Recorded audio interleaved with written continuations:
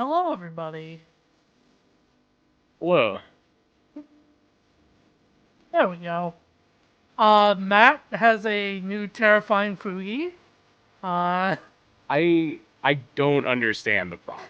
I don't see the problem. um, but yeah, beyond that, I have made the executive decision that, Matt, you have had it far too good in terms of what you've been seeing of Death Battle recently. Yeah, I hear that a lot. Um, I would like the worst episode you've seen beyond like obviously you've seen Mewtwo versus Shadow, but Yeah. beyond that the worst is like Bardock versus Omni Man. That was just it's kind of mid in script. It still looks pretty good and Mm-hmm. sounds fine. So that one's not that bad, right? Yeah. Uh, and I will actually fully admit. In fact, let me see if I can't pull up the Blue Sky. Is it this? Yes. So I will fully admit it was actually a little difficult for me to think of top like 15 bad episodes. Right, because it's just hard to find any that aren't peak is the thing. They're all so peem. Yeah, I mean, there's a lot of really good episodes. There's a lot of them that are just kind of like, whatever. Um, Surely there can't be 15 entire bad episodes. Surely. so I will fully admit the first one we're gonna be watching, or honestly, these aren't like in any particular order. So if you have one that in particular stands out to you, I can pull that up and we can watch that. But uh, Uh, honestly, none of them besides fighting games mentioned. I'm all equal on the road to the bottom 15. mhm, Whatever order you think is appropriate. yeah, yeah. The first one we're gonna be watching, which is probably gonna be Pokemon versus Digimon, uh, maybe is a bit controversial to put like as in the bottom 15, and I think you'll probably see why when we watch it. Okay, sounds good. So yeah, let me move OES over real quick. But yeah, let's just get into it. This is during the Screw Attack days, so this is a pretty old episode. This was, oh God, was this season finale of season 2? It might have been. Oh yeah, another thing. I avoid picking any season 1 episodes because that's just like too easy. Yeah, they're still getting their footing. Yeah, it's extremely very early era YouTube, and like a crew of like 3 people effectively worked on most of those episodes, probably. So they're given a little bit more leeway than a lot of the later episodes. But yeah.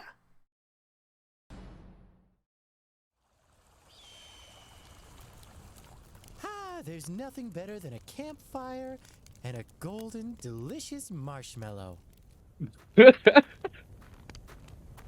Also, This yeah. like Go ahead. this is an incredible Agumon who works in middle management at Barnes and Noble. Killed my marshmallow. Whoa! You can talk? You must be really rare. Hey, Agumon, I got some. I choose you, Charizard. Also, yeah, it's called Pokemon versus Digimon. It's really just Red and Charizard versus Tai and Agumon. Okay. Okay, buddy, go for it. Pepper breath. Pepper Breath mentioned! Digimon, digital monsters.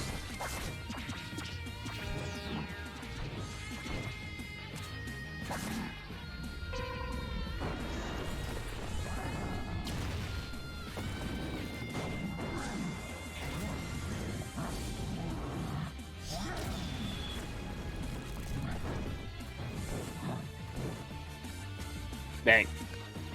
Agumon, He's getting skill diffed. kick this up now.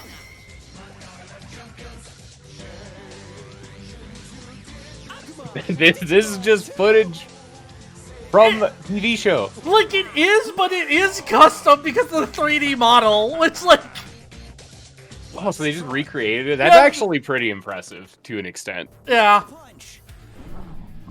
It's like, Why would he throw a Pokeball in a trainer match? Red wouldn't do that. I'm going on Twitter now. I was gonna say, it's kind of like how the scene where Joker in Joker vs. Giorno, had Joker breaking out of the Infinite Death Loop in 3D. That wasn't from the game. That was recreated. Turn up the heat. Fire blast. Keep it up. God, I forgot how bad the sound balancing in these early episodes were. Aim above his head. The thing that's honestly losing me the most is like the camera angles and jump cuts Greymon, are just it's coming.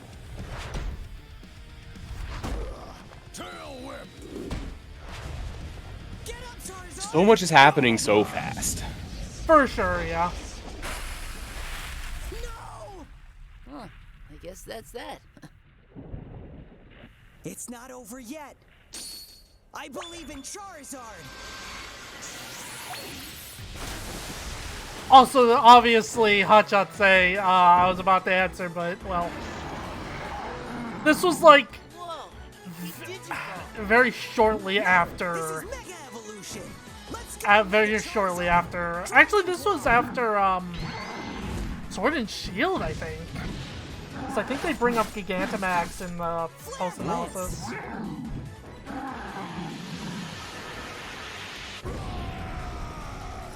Tie. Agumon, no! Agumon, Warp Digivolve 2! Oh, he's doing the thing. Doing a super cool Digivolution.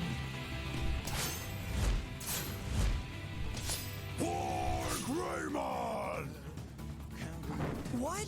It evolved again? Yeah! Now you'll see what a real Mega Form can do. Charizard, take him out quick!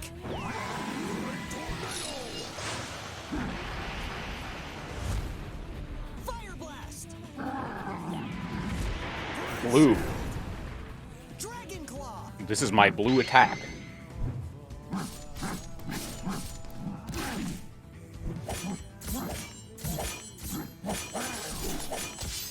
Use Swift!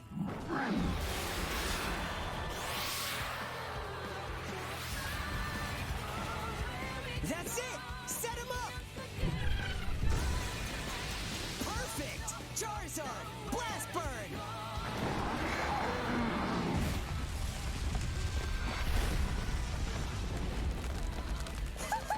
Yes! We did it! Stop hurting my friend! What? What? To fight? Call up your friend! Ty would, for what it's worth. Ty would. Yeah, I just whoa! Hold on. Yeah. Excuse me. Oh man, the last like 13, 14 seconds. You okay? Oh, excuse me.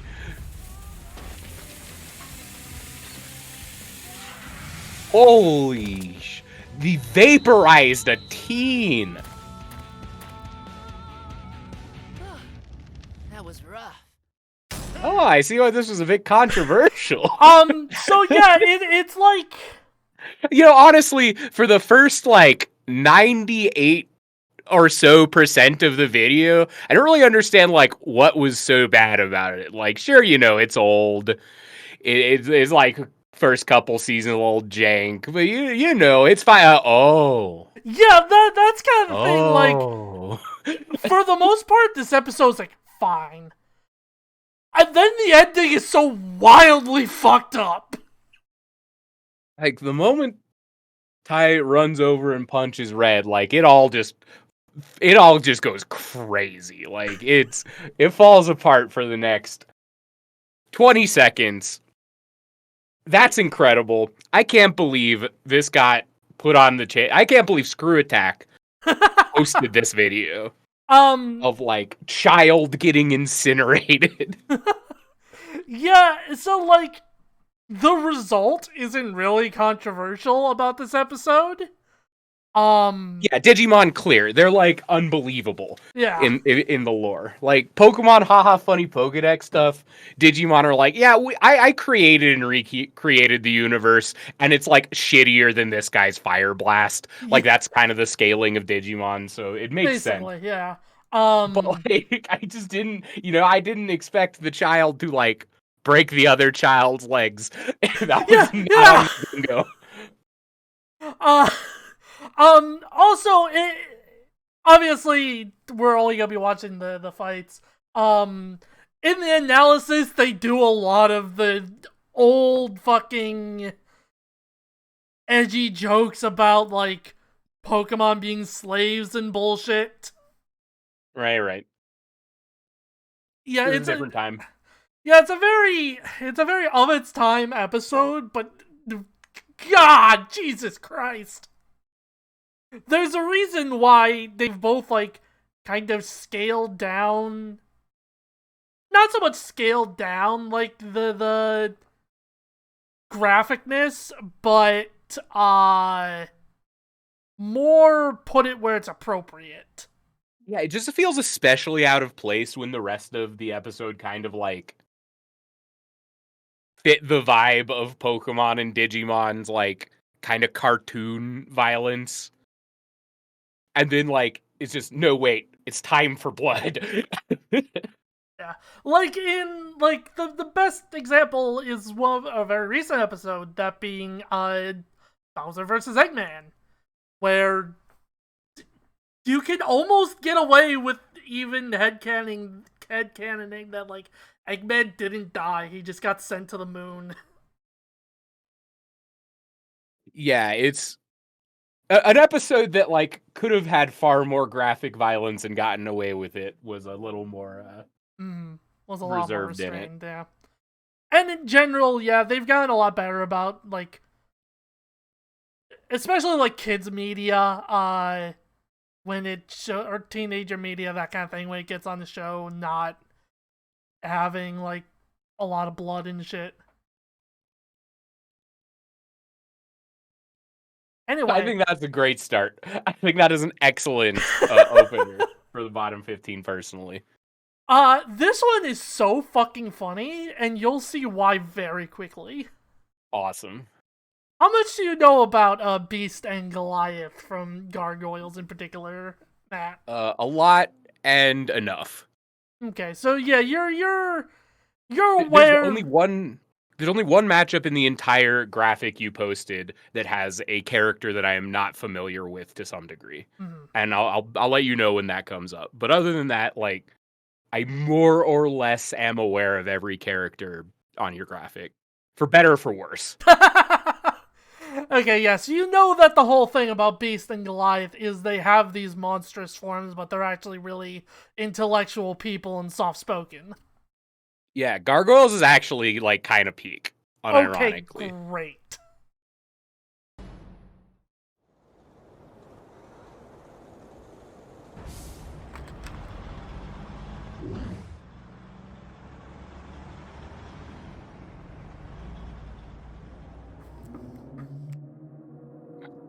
He's just sitting here on a roof for 12 hours.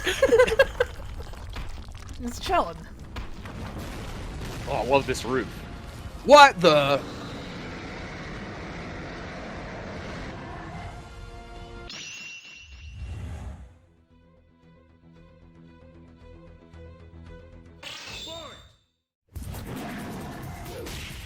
Yeah, okay, I guess. The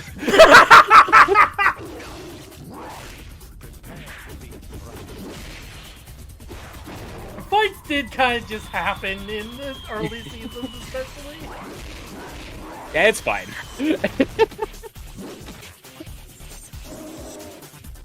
It's just You know, it's very funny if you think about it. Even Oh, a it's little. hilarious.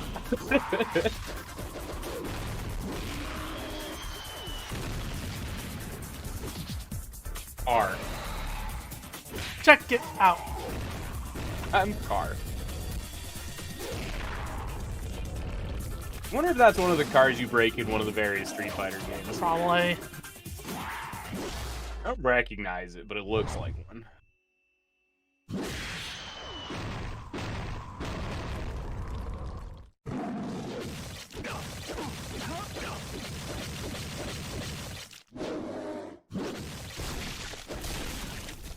Anyway, that was a cool minute-long fight. It's incredible that they're just like big meat boys slapping meat. Oh, he's in the garbage now. Where he belongs. Great.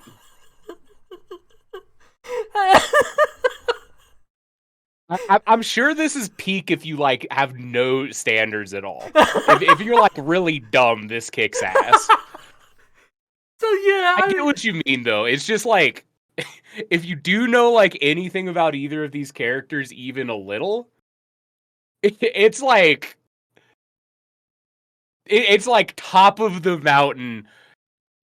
We have 5 minutes to make an episode, and we didn't do the assigned reading. We'll do something, and maybe the teacher will give us a C. Like, Yeah, extremely non-based. You got a good sense of their intelligence, Blackness. Yeah, I bet you did. I just can't get over it being like a minute fucking long. Yeah, a minute It's long. so funny. This is incredibly death battles we have at home. Yeah, and like, there's only one. Actually, how is the video 15 minutes? How do they spend? Oh no, they spent 2 minutes on the post analysis and then a minute doing ad reads and saying that the next God, Solid Snake versus Sam Fisher came after this. That honestly, with how development of anything works, I would not be surprised if they'd been putting like a lot of time and effort into that one, but they needed another episode, and this is the result of them having no time or money after doing the Solid Snake one. So they had to like that makes get sense. something out for Beast versus Goliath. And boy howdy, is this objectively something. It is legally an episode of Death Battle. You can call it that. Yeah. Anyway, Mario versus Sonic 2. Oh. I do know both of these characters, by the way. In case oh, okay. I wasn't sure familiar with considering how Mario niche. and yeah, Sonic. they're a bit niche, so I wasn't. Yeah. I love his restaurant. Couldn't be sure. So yeah, this might be another one. At first, you might be surprised, like, that it's here, but you'll. It Lay it on me. Lay it on me. It comes out quicker than Pokemon versus Digimon did, I would say. Honestly, I think it was like peak comedy that it was like the last 3 seconds of the video. Honestly, it couldn't have been better.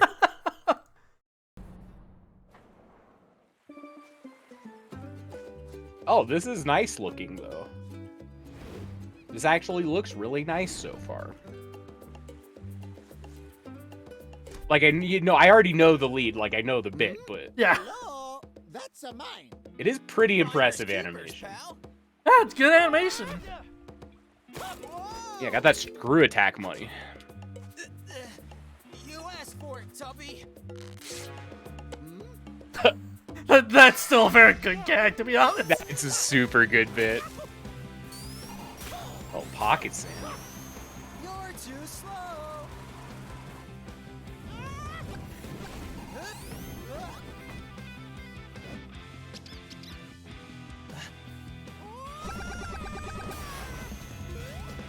Come here.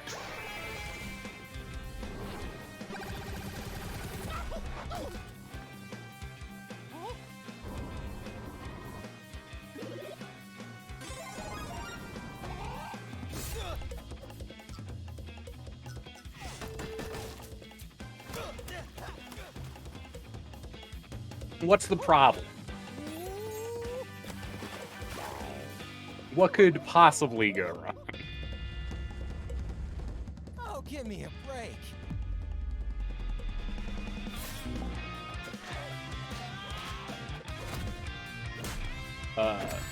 Why'd that bird have a butthole? First, oh. Now I'll show you.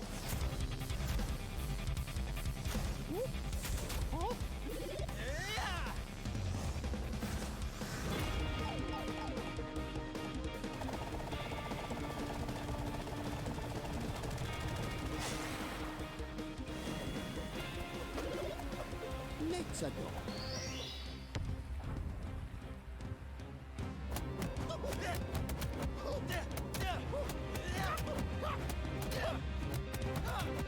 I forgot how long this part in particular goes on. Them just reusing 3 animations. Oh, shoot. Are they just gonna die in space? No way. Okay. No, That would have been really funny. it would've.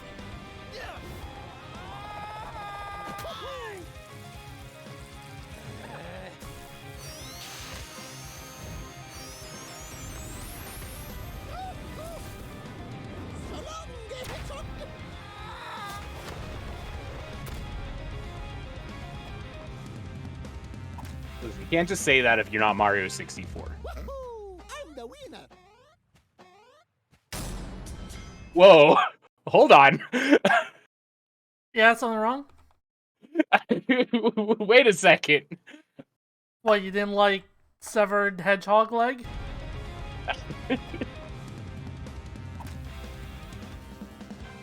This was like, I'm the winner.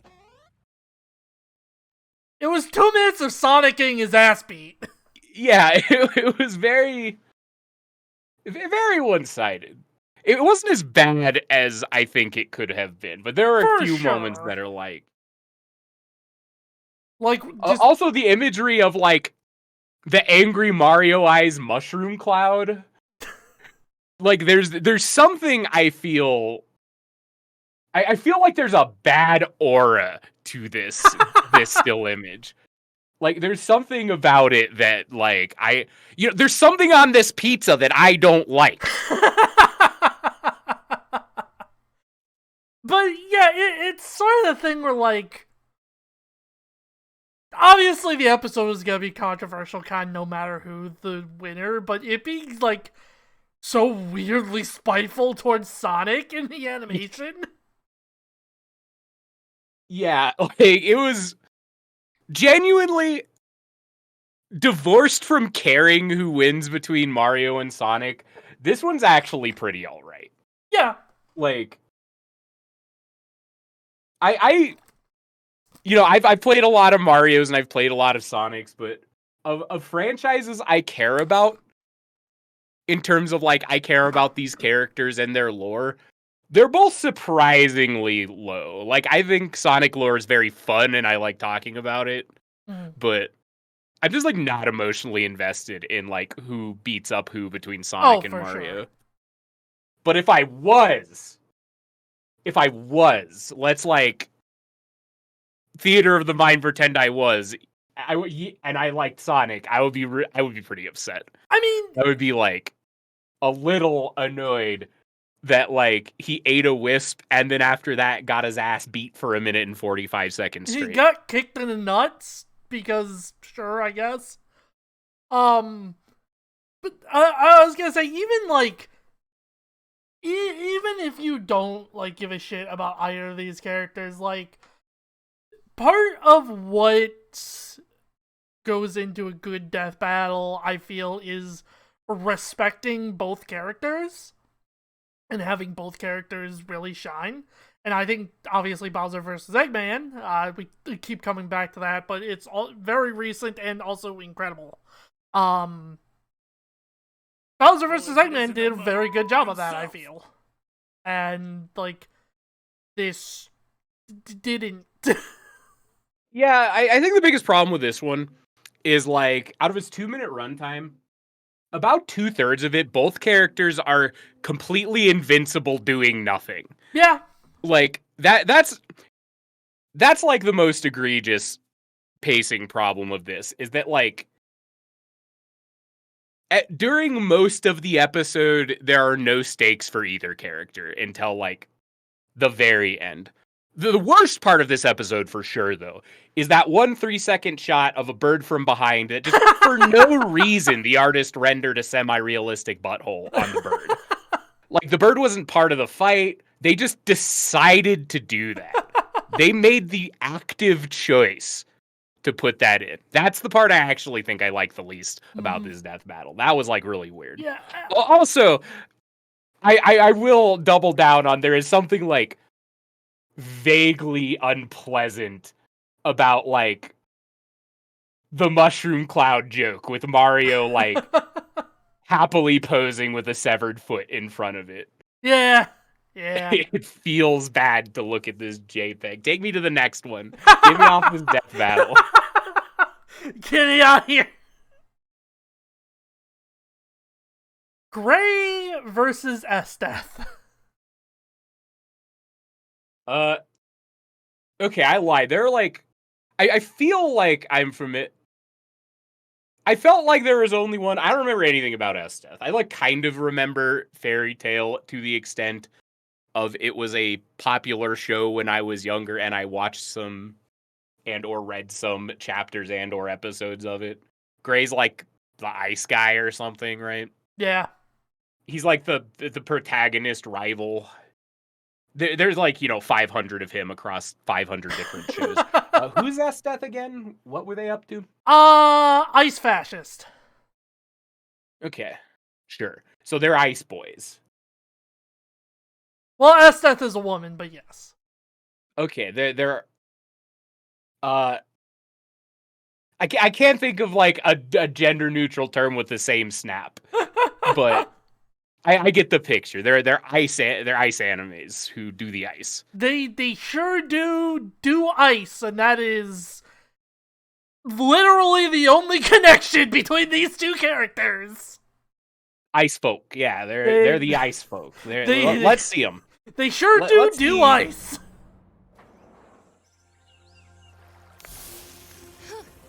Such a paltry country is hardly worth conquering. Okay, yeah, I've seen this character, but I don't know anything about her. I guess I know one thing about her now. Take your troops and get out.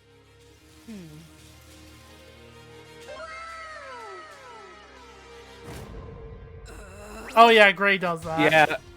Well, the Fairy Tale mangaka loves that sort of humor, for worse or for worse. It's for worse. It worse. makes everything they make worse. Everything they make would be 1,000 times better if they just cut all of the jokes of, like, teenagers stripping out of them forever. But, like, that's neither here nor there.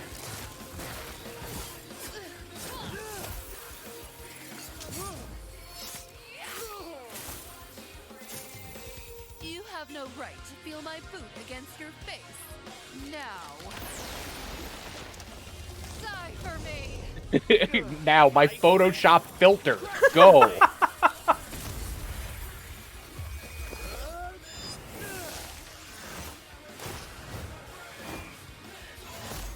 Take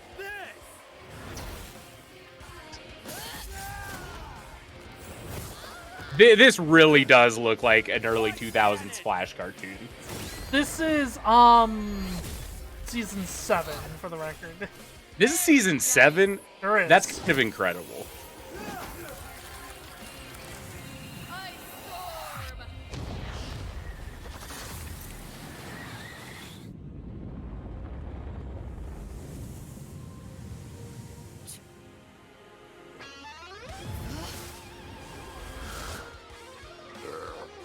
Thanks for the meal.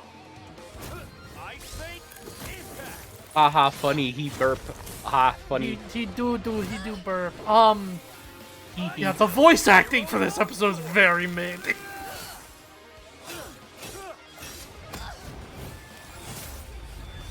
This is like the first one on this list that isn't bad because of like some egregious wild thing that happens. This one just like does it. It's just not very good. Yeah, pretty much. Have no choice. I mean, like, clearly a lot of work went into it, and I don't want to disparage artists too much in general. Oh my god, yes! Yes! By fucking MS Paint! Like, it just... It could look better. It could look better, 100%, kind of, yeah. across the board. Every frame. It's my big problem. Congratulations and goodbye. I will say the track is probably the best part of this. Obviously, we Oh, yeah, talked it's pretty over good. it a bit, but Lost Ice Storm is a pretty good song. But yeah, this was season 7. Yeah, it just reminds me of, like, those really early era Newgrounds flashes that were just, like the beat up a celebrity flashes that just like looked really bad, but you were supposed to be in on it because you were excited to watch like Hillary Duff get hit by a bowling pin or something. But like, so it's not on season the 7 with a screw attack money, it feels a little wild to see something that looks like this. This was when they got bought by Rooster Teeth, but yeah. Okay. So a few things about season 7 in particular. For one, when was season 7? I believe that was 2019. I don't think it was pandemic. But this is the only modern season with 20 episodes. Oh, so they were just spread way too thin. Yeah, they were spread way too thin. Notably, there are quite a few good episodes that came out of this, but there were a lot of bad or forgettable ones. Yeah, like this one doesn't have anything like quite as much as like, you know, Red's legs getting broken and then vaporized into ash, but like it's just nothing about this goes above 2.5 stars, right? You can't pick Yeah. a category. This is just like the least good one. This is definitely like the one I enjoyed watching the least out of all of them so far. Yeah, there's the It voice. doesn't help that I'm like wholly uninterested with both of these characters. Like, Yeah, that is true too. Yeah, the voice acting is just so all over the place with this episode too. yeah, like that's kind of like the thing I wanted to like go into the least because voice acting is an incredibly like it's a really difficult Sure, thing yeah. to do. It's expensive to get good voice actors. Like a lot of I really understand the hustle about like voice stuff almost more than anything else in it, but it was not very good. It wasn't Yeah. good. They didn't do a great job. Yeah, season It's tough. Season 7 did have a live action one. That one's not bad actually. I'd say that one's pretty good. But yeah.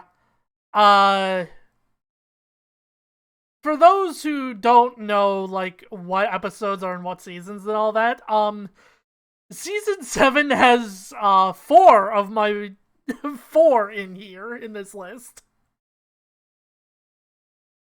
Which Ooh. shows you That's like a the third of it. quality. Although speaking of extremely controversial episodes, Okay.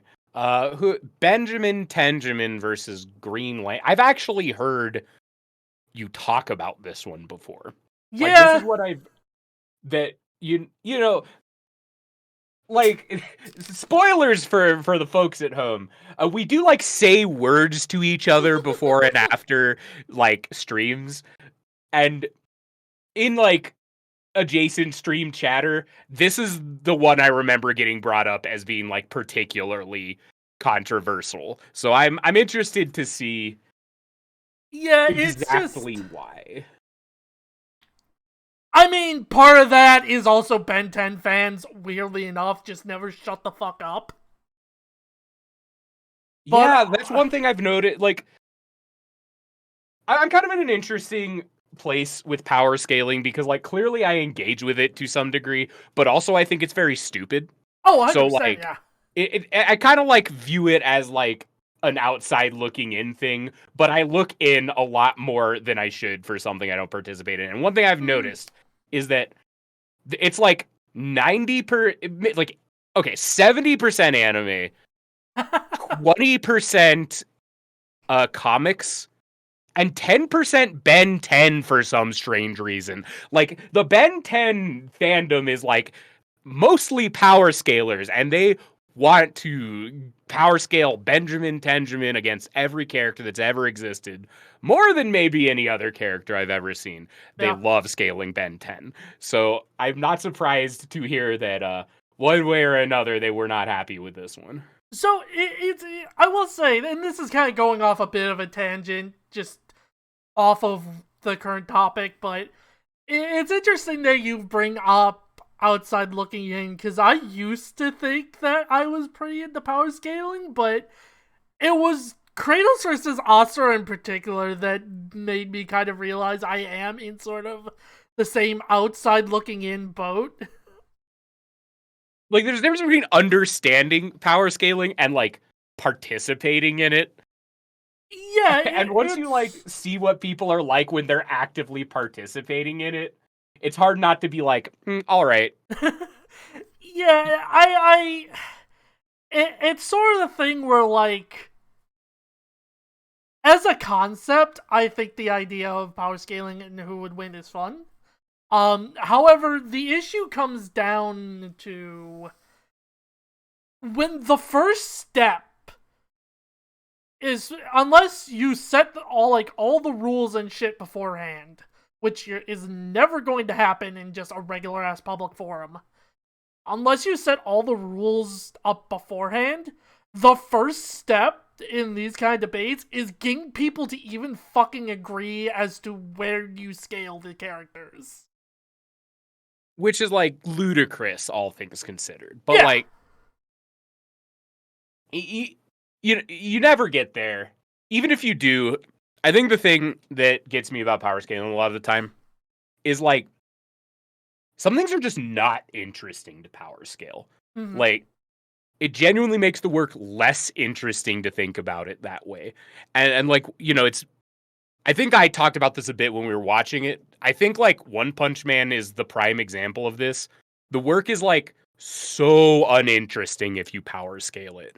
And, like, for stuff like that, power scaling it just, like, misses the point of it entirely, so much so that it, like, makes the exercise almost a little obnoxious. Like, and because of that, sometimes it's wild to see people take it as seriously as they do, all things considered. Mm-hmm. Yeah, actually, you know what? Never mind. I'll talk about that off stream because I don't think it's a topic I want to get into on stream. But yeah, Ben 10 versus Green Lantern. Let's go, baby. Yo, let's do it. This was season 6. Hello! Green Lantern, best-looking guardian of Sector 2814, at your service. I can give you 10 good reasons right now to let me go. Sorry, kid. Seems you're carrying a Class A galactic superweapon. I'll just take this.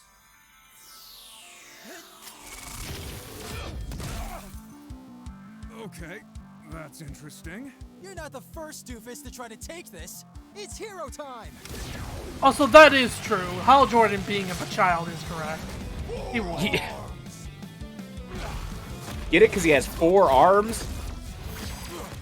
Lights out, Punchy. But also his forearms are exposed? Come on, kid. Let's stop this before it gets heated. Too late.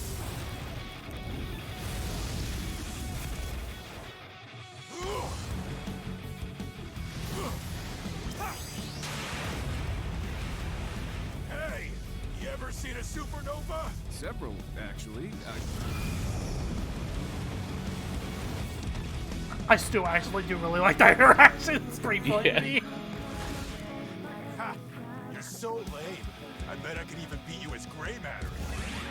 What? I didn't mean literally. Cute.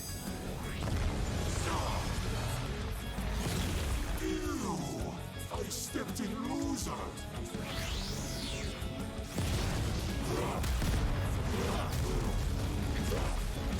Green Lantern with the power of green. You do have the power of green. Yawn. God, I can't wait for fucking Kyle Rayner versus Simone, so we can have an actually cool Green Lantern on this show. This is Alien X. He controls all of reality. This is Yeah, this is what I know about Ben 10. This is why Ben 10 power scaling Yeah! is like insane. Power you got. For those who aren't like either, I guess I'll wait till the end for this. Yeah, that's right. In brightest day and blackest night, no evil shall escape my sight. Let those who worship evil's might beware my power. Green Lantern's light!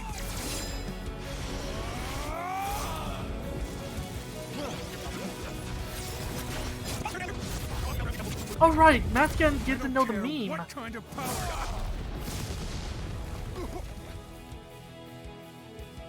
reality includes time. Time, huh? Thanks for the tip.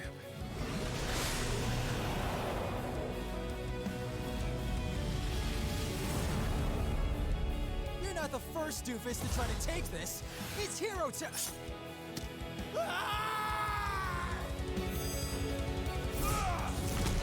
Al Jordan would. Ew. I Ew! suck at loser. Oh, it hurts to laugh.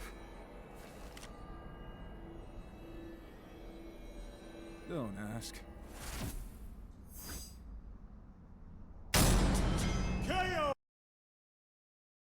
Uh-oh. Dennis Tennis lost a fight. Time to set Twitter on fire several years ago when this came out. Oh, they're still on about it, trust me! So, like, from what I understand, having not watched Ben 10 since I was a child, the whole Alien X thing is like he runs into a problem he cannot solve, and so he becomes Alien X and recreates the entire universe with the problem he could not solve not in it anymore. Like, that's the thing, right? It's like one of those types of characters.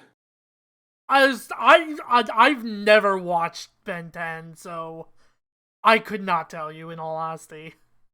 But I think that's like, it's kind of like a Gold Experience Requiem thing where it's just like, do we even want to get into this discussion? Like, oh, we're fighting the character that remakes the universe without you in it so he doesn't have to fight you. Boy, that's going to be fun and interesting. Like, Yeah, and they do sort of talk about how, like, Hal Jordan and other Green Lanterns have combated shit that is on kind of like the same level of Alien X. That is also partially why this episode is so controversial. They did kind of an ass job actually explaining why Hal should win. But that's neither here nor there. The episode's also just really boring and kind of mediocre. it's definitely just like an endless conga line of showing off the Ben 10 aliens, and then Hal Jordan like rolls a die to select a Monopoly piece to make a large green version of. Like, I'm 4 arms now. Oh yeah, here's my big top hat. Oh, now I'm the giant one. Oh, but can you contend with my old iron? The type of iron you have to heat with a torch. Oh, but then I'm the small one. Oh, but what if I'm the car? Like, that's super compelling stuff. Yeah, it's also like the anime. Obviously, the death is fucking wild. But like, yeah, as video says, ending with "I use time powers," no, "I use time powers" is really stupid. Yeah. Especially since it kind of shows that like it goes against, like, effectively what they say in the ending in the end analysis, where it shows that, like, oh no, Alien X in the animation, Alien X is too much for Hal Jordan, so he's gotta go back in time and kill Child Ben. It's another one of those things where, like, the discussion to decide, and I wouldn't want to have this discussion because it's stupid, but, like, the discussion to decide who would actually win would just be a lot of semantic nitpicking of exactly how these two powers work. And, like, let's say I'm a Ben 10 fan, and let's say the shit I said about Alien X is actually true, just at face value, and doesn't need correcting. Don't come at me on Blue Sky. Like, I'm gonna be pissed off if my guy who recreates the universe loses to a guy who went back in time after it happened to him somehow. Like, I'm a Ben 10 fan and I'm mad, but also, like, the whole episode until that point is just like milquetoast aliens with one power, like being on fire, versus a Green Lantern, the asshole character of all time. So it's like a nothing burger the whole fight until the exact moment that it's a different sort of nothing burger, but one that I personally think is a lot more boring. So this one's pretty down there for me Yeah. in terms of, like, interesting fight. It does. I think Rayman brought it up. It does also make just any discussion of Ben 10 in, like, this kind of scenario very boring, because it really does. It is, as you said, it's very similar to fucking Giorno in Gold Experience Requiem, where it really just, the entire debate doesn't revolve around anything else about the character. It's just Alien X / Gold Experience Requiem. Yeah, like, to fighting game player only describes things in one way. It, like, there's these characters like Ben 10, Giorno. I don't have another off the top of my head, but there's a lot more of them where it's like Can you get past Gojo, like, Limitless, yeah. they're just like 100% Dan Hibiki in terms of, like, power scale, but they have one move that's Third Strike Gill. And, like, so everything about them is meaningless to the discussion, except can they beat Third Strike Gill, Immortal Wings, or Resurrection? And can they beat both? Yeah. And the rest of it doesn't matter. So, like, it makes it particularly bad for death battles, because, like, it's just going to be 90% of the runtime of, like, jobbing that everyone knows from the get-go doesn't matter even a little, before you see if they, like, either answer the question or even remotely attempt to. They're, like, particularly unsuited for the death battle format, I think. And Grant, I do think Giorno versus Joker did a much better handling of that, because Gold Experience in general also has, like, a lot more interesting powers than Requiem. So Yeah, there was animation. Giorno is definitely more interesting than Ben 10, and for that sort of thing. This is an archetype of character that exists. Not all of them are made the same. I actually do like. I like Giorno, even if he's, like, the worst part of his own arc.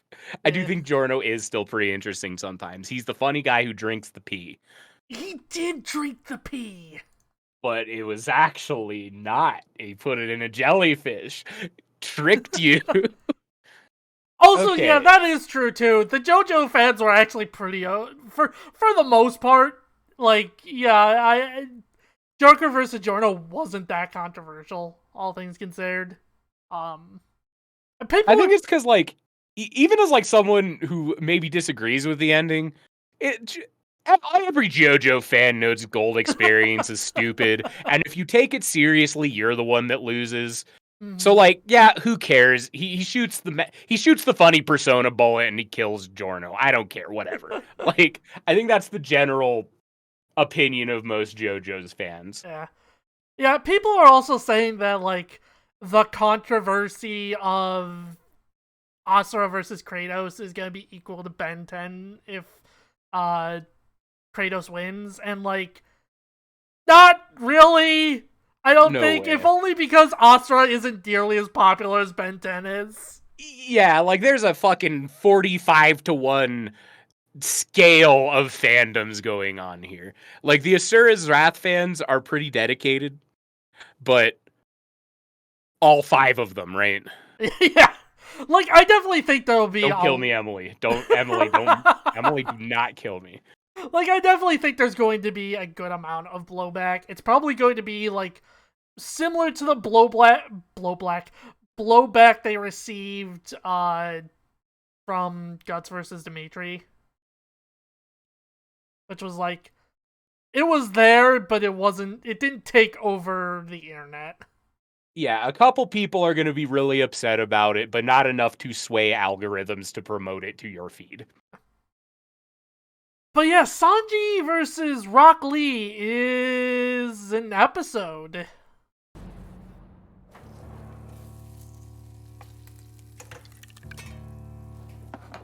Well, this is like, is this like adult Rock Lee, or is he just long? I Like- refuse to eat this. It's far too mild, lacking in the fiery youth of true spicy curry. So, fun fact about Rock Lee. In like the data books and shit, Rock Lee's favorite food is mild curry. Owned. Death Battle's frauds. So we're already, off to a great start. This is the most perfectly balanced curry around. Also, isn't Rock Lee like Fighting skills match your the most pasty little polite boy in all of Yes. Naruto, like, forever? He's the This is nicest something I strongly character. remember about this. Yeah, he's a character incapable of complaining about something bad happening to him. So it's already off to a wild start. Some respect. Respect? I'm a paying customer, and that curry was awful. Don't you like that? Look at me like that. Also spending so much time on funny. this form that he used once. Yeah, like...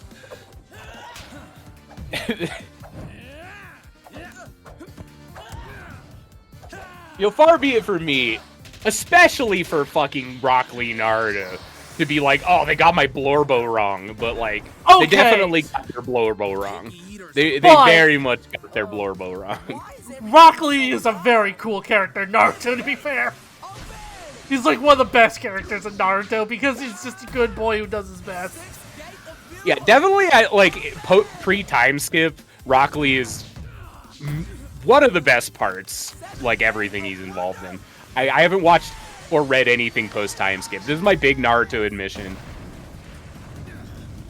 Like, Shippuden happened, and then that was a point in my life where I lost interest in Naruto completely forever.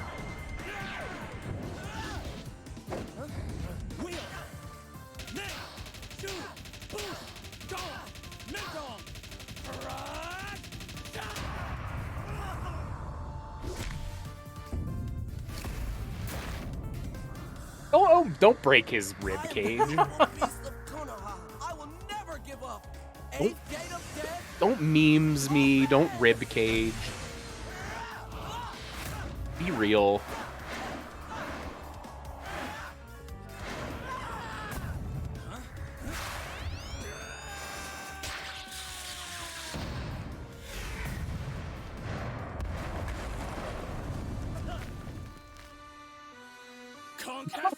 It looks so bad.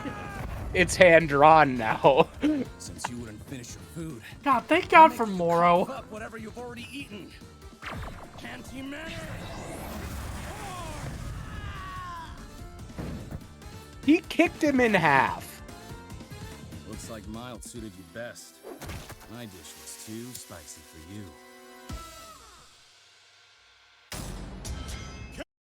So this episode's pacing is all fucking over the place. Yeah, like nothing happens and then they kick each other in half twice and then it's over. Yeah. It definitely was, out of all of this list, the most they got my Blorbo wrong episode. By like a lot. Yeah, and I'm not I'm not a One Piece person, but I would not be surprised if Sanji was also very off. Sanji is very off in that he's just like being passionate about cooking and being like a guy who kicks stuff instead of like uncomfortably sexually harassing a lady for the 45th time every chapter. So like they really fucked up Sanji's characterization by making him like a cool shit that fights with his feet. I think that was like a huge mistake. But you know, other than that. Damn. But yeah, the pacing was really all over the place. Like I said, they spent like a good 30-40 seconds with Rock Lee in Drunken Fist mode, which like he used that once against Kimimaro in like pre-time skip. Then he never used it again, so why does it take up so much of the fight? They got my Blorbo wrong. They did get my Blorbo wrong. There was something else I was gonna say. Oh right, regarding you dropping after Naruto after the time skip. Up until like the Hidan Kakuzu arc, I'd say Shippuden is pretty good, but after that is when it really starts going downhill. Yeah, I didn't stop like engaging with it for any meaningful reason. It was 100% one of those I just kind of stopped and never picked it back up sort of things. Yeah, I definitely get that. I've done that a lot. But like it's been 45 years since Naruto ended. Feel old yet? So like I have absorbed a lot of what goes on post time skip due to general anime sphere osmosis. Yeah. This one anyway, this episode was like mid-minus. Mid but worse. Hey, guess what? Another season 7 episode. Oh boy. That one was, I should say. This one is like season 3, I think. Okay. Does have Naruto though.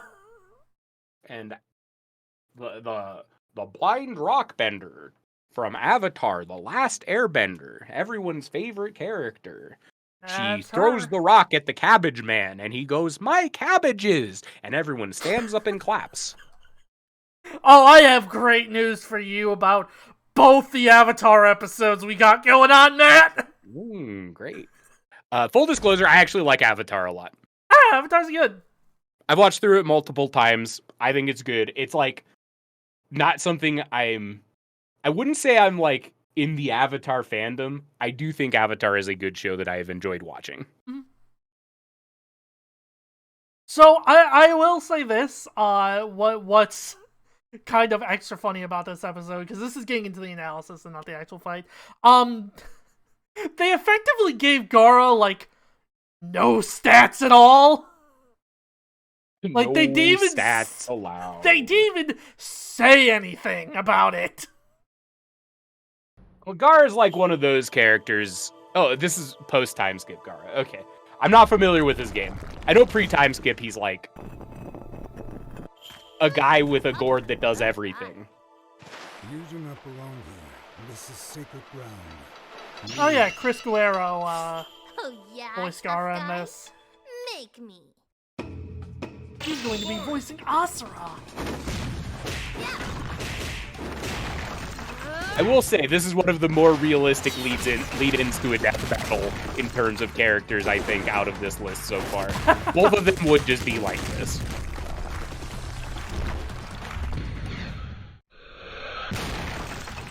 Interesting.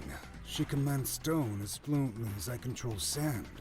By the way, I can tell you're using your sand to smash up the ground underneath us for more ammo.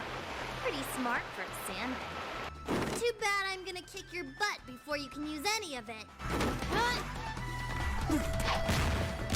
And dirt. And I can't underestimate her.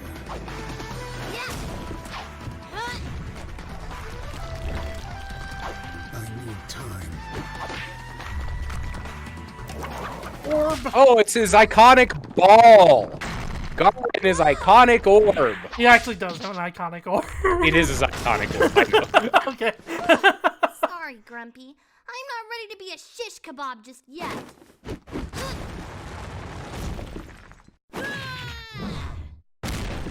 This was also season 2, I think. Oh man, on. was that audio That pop scared my of a little headphones or the fight, though? video? Probably the video. I'm touched. Agony.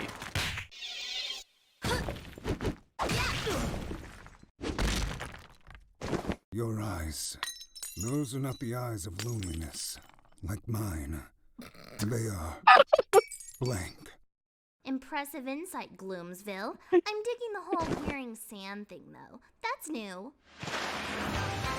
God, this is like the third time they've just stopped to talk. They just talk. They talk so much. They are yapping. Hey, no fair! You need your arms to control the earth. I will remove them.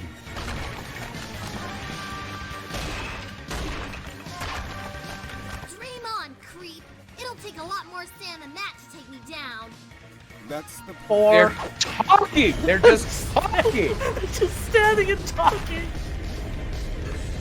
Oh, They're the characters who fight with rocks and sand in a big arena of rocks and sand, and they're just talking.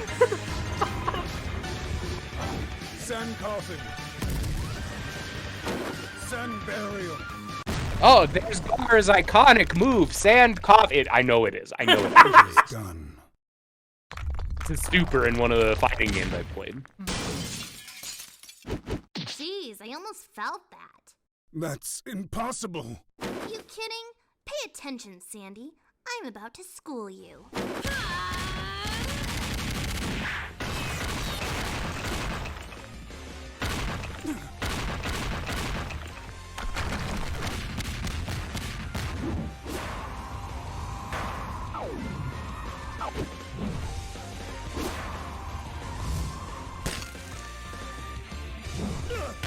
Gotcha.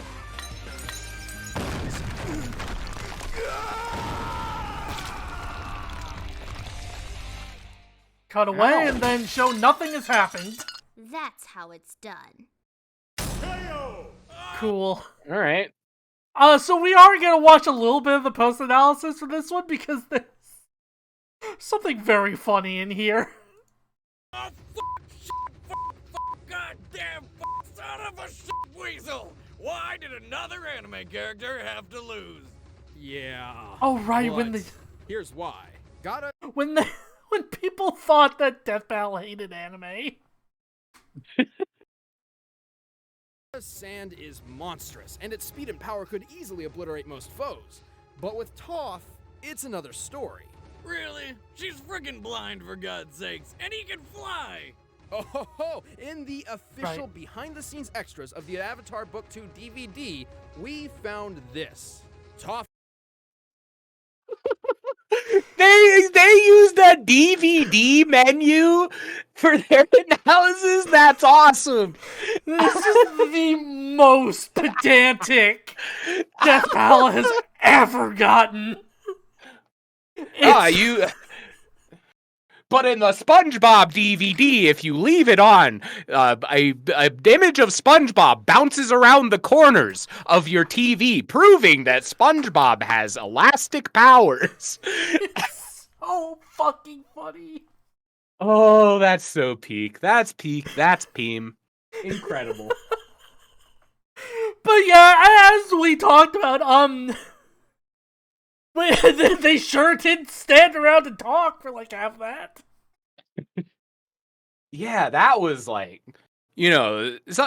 characters saying things to each other mid-fight is all well and good. But these two just like T-posed for 15 seconds speaking to each other like 7 times. It was pretty rough. It's so funny. But yeah, other than that, it's just kind of just a dime a dozen really bad episode. Yeah, it's weak, but there are a couple things about it that are bad in a funny way, I think. Yeah, oh yeah, 100%. Like this, God, can you? Toph can feel the earth even if he isn't connected to the ground from the DVD extras.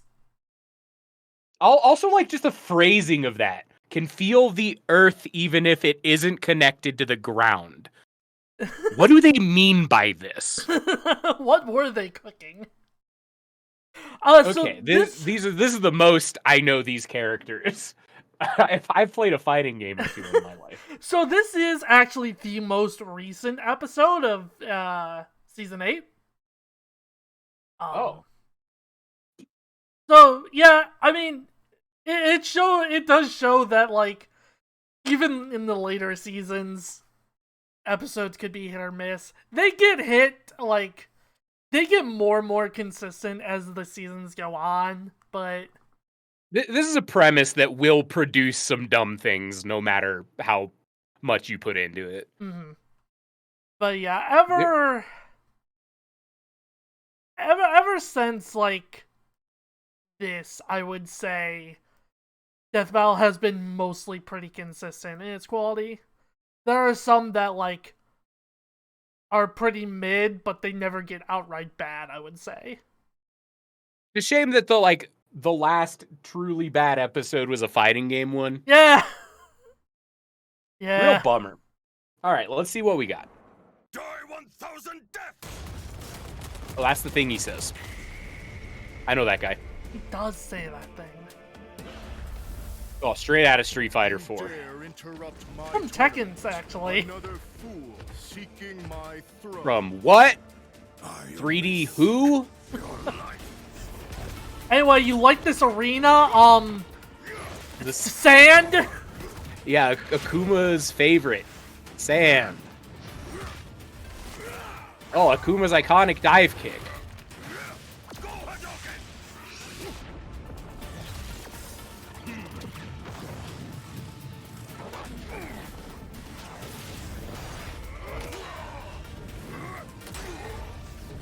Realistically speaking, I don't think a Street Fighter character could ever, like, beat a Mortal Kombat character.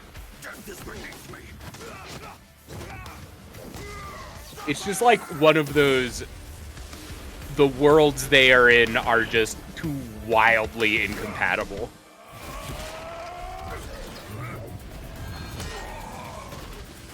Sand! Sand! Weak, pathetic fool. That being said, Mortal Kombat kind of blows. If Akuma, like, frauds this guy out, I won't mind.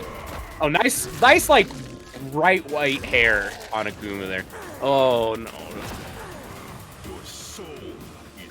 I hate the gross X-ray fatalities. At least it's, like, fitting here. Yeah. It's not out of place, like, you know, Digimon. Anyway, to Street Fighter 4 we go! Okay.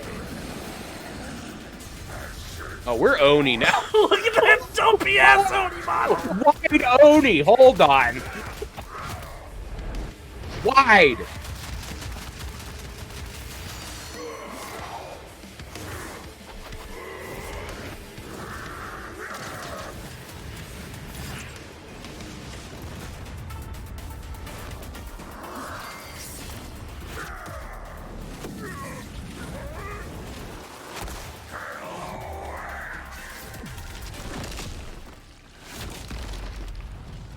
Cool move, Akuma. Yeah, kill that fraud. Actually, hold on. I'm gonna pause a little bit because I wanna see that.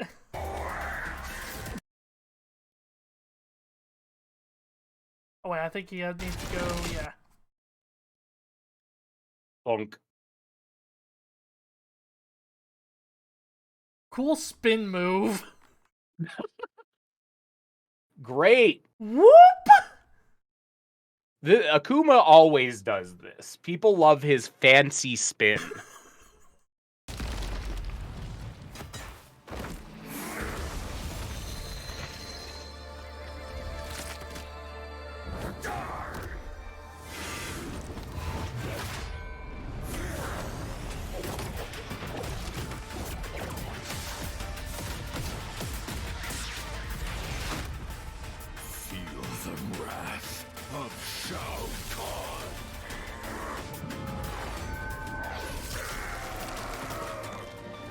defunct. This looks like a World of Warcraft cutscene. Flawless victory. Flawless victory, he says with a hole in his chest. He said the thing. Woo! He said it. He said it. He said the thing. Let's go. Yeah, that's about what would happen. Honestly, this was like not.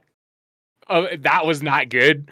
But this is exactly what would happen if you put any Street Fighter character against like Mortal Kombat characters. Like, Ryu is just the guy who can chuck plasma. Like, half of Mortal Kombat's cast are, like, literal gods or whatever. But yeah, God, it just looks lame. It just looks visually so bad. Like, It truly is in the World of Warcraft engine. Like, that's... it's unbelievable. It just looks in the sand zone. Yeah, why does it take place in the sand dimension? You couldn't have thought of any other locale for Street Fighter or Mortal Kombat?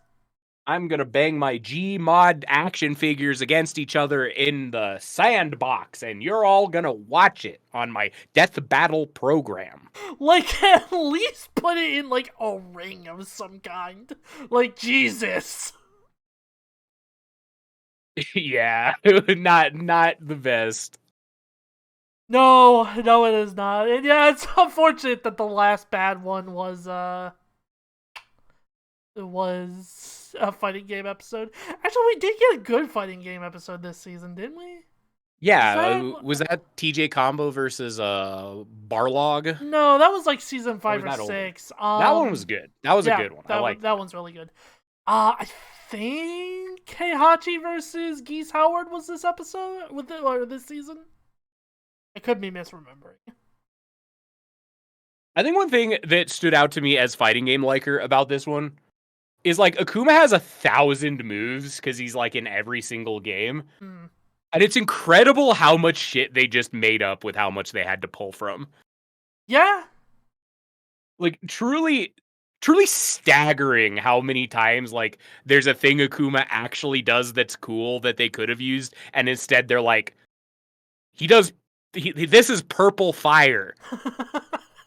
Long edition. Like, incredible things. He does his Hadouken. But yeah, also just obviously, there's only so much they can do about, like, models and where their source from. But the change from the high-def, well-proportioned Tekken model of Akuma into the Street Fighter 4 dumpy-looking Oni Akuma is so fucking funny. Like, you never see Oni from the front even once in the game. So, like, because he's always cheating out like a theater kid, it's hard to understand just how fucking wide the Oni model is in Street Fighter 4. That man is a square. Yeah, I mean, a lot of characters in Street Fighter 4 are wide, but again, yeah, you don't really ever... outside of the intros, you don't see them front-facing a lot. Yeah. It's almost like that was a stylistic decision or something to make the game look better. It's like they understood the camera angle these characters were going to be shot at 100% of the time, and so they fudged the models a little bit to make it look better from the angle you're supposed to see them from, even. Anyway, hey, it's another Season 7 episode! Oh, great. DC versus Marvel. Everyone's favorite! Just to be clear, Batgirl is like a Batman character, and Spider-Gwen's like a reality warper, right? No, Spider-Gwen isn't really a reality warper. She's mostly... I think I'm thinking of Gwenpool. I don't know. Yeah, you're thinking of Gwenpool. I'm not big on Cape Comics. That is fair. Which Batgirl? It's Barbara. Okay. So this is just like... I'm using this... What I'm about to say is directed towards the mentality of comic writers at the time these characters came out, and not how I feel about things. Mm-hmm. That being said, this is like Girl Spider-Man versus Girl Batman. That's like the theme of this Death Battle. Yeah, especially since they did, Spider-Man versus Batman like season 1. But... Okay. And I'm sure this is gonna be great. damn, it's so crazy how both characters have other matchups that they could have gone for, and they chose this one. The most basic ass fucking one.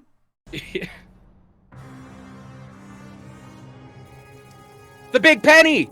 Okay, never mind. This one's peak.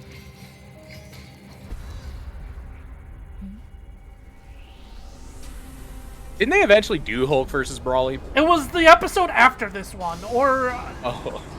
it might have been 2 episodes after, but yes, they did in this exact same season. Shut up, Co-Buddy. The penny's on screen. Stupid thing. I said take me to Miles, not this.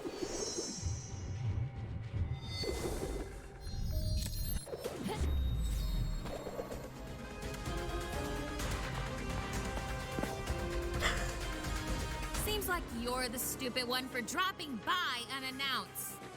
Don't you treat your guests well. This looks like an Injustice stage. It probably is.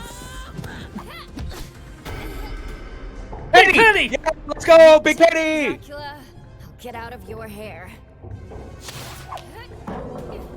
See ya.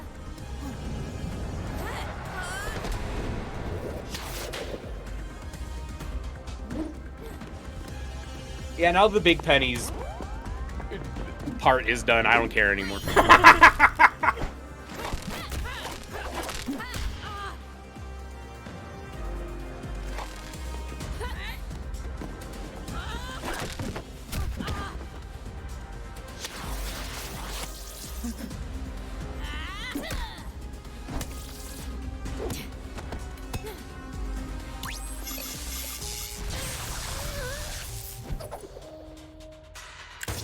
Bruce has died like 3 times in Death Battle.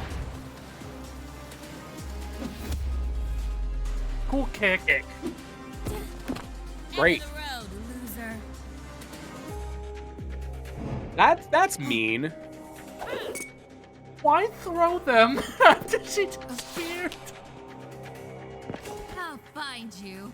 You're on my turf. Too late. Cool web.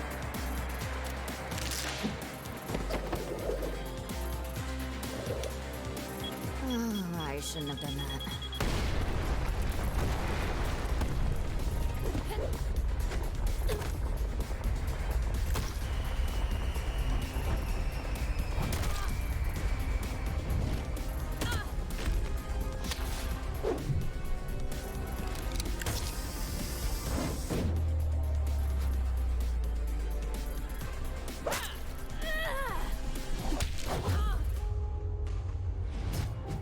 Nice.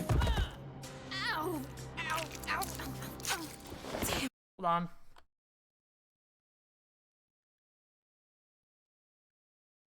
I need to get a good look at that batarang.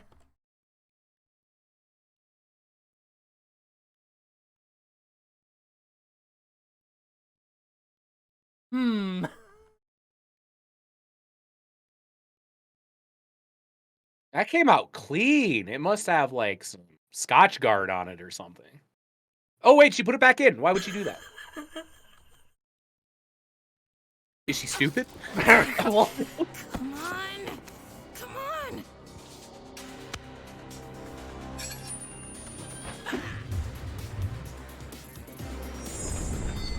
Whoa! Wow, this is just like the Matrix. You haven't won yet. A gavel. Wow, this is just like Phoenix Wright.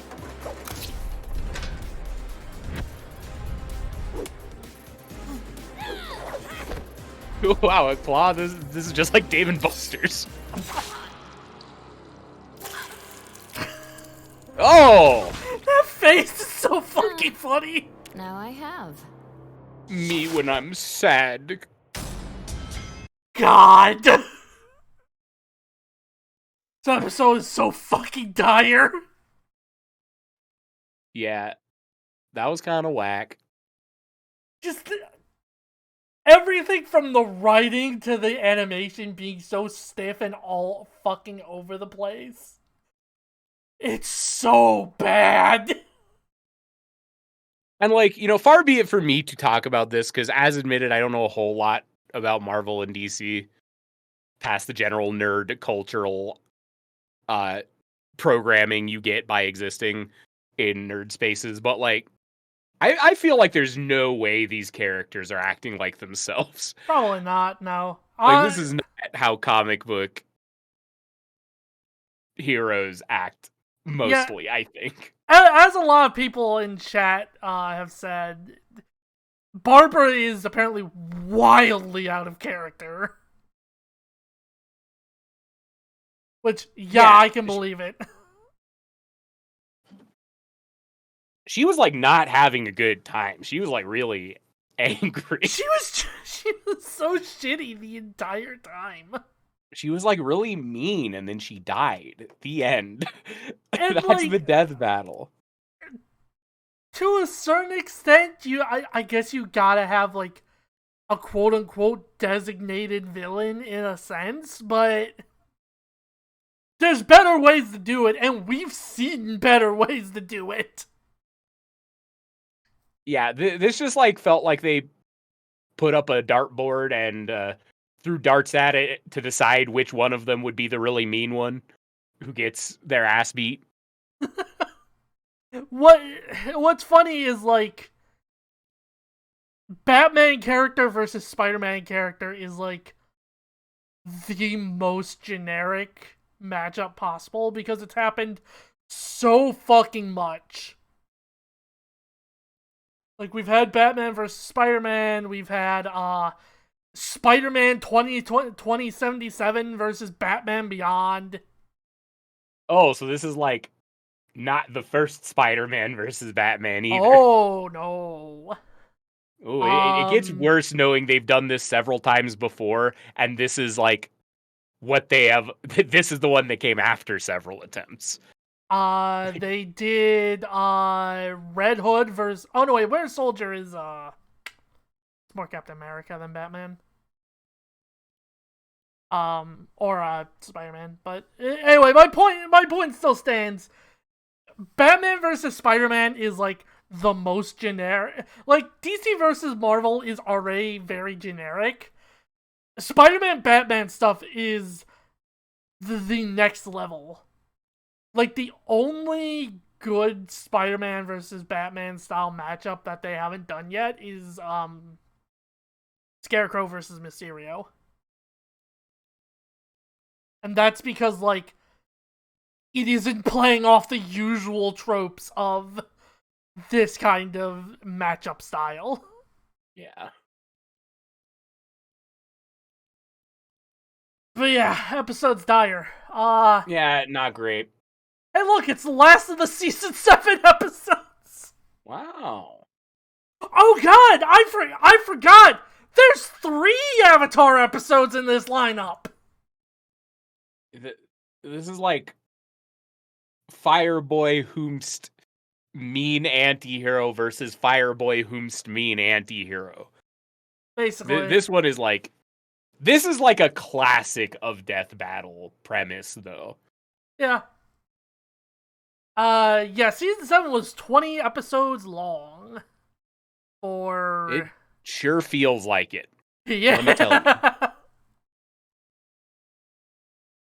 Anyway, I hope you're ready for some peak writing and background. Oh, I'm sure.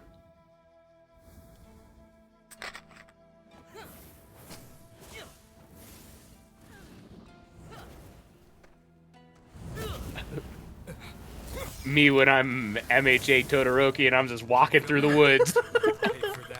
No, wait. I'm not the bad guy here. I mean, not anymore. Your actions say otherwise. What? This is one of the stupidest reasons for a fight to happen. And this series has had some stupid ass hero versus hero writing. I walked into your fireball. That means you're a motherfucker and I have to kill you.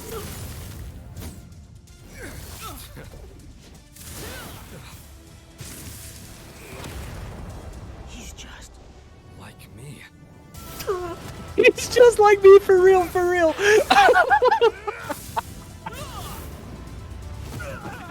Oh, he's just like me.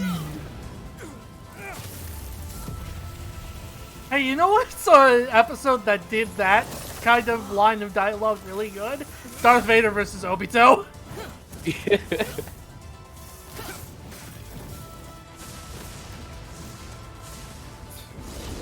He's a sad boy and his face is burnt. I'm that. That's me. Anyway, I'm gonna fucking kill him.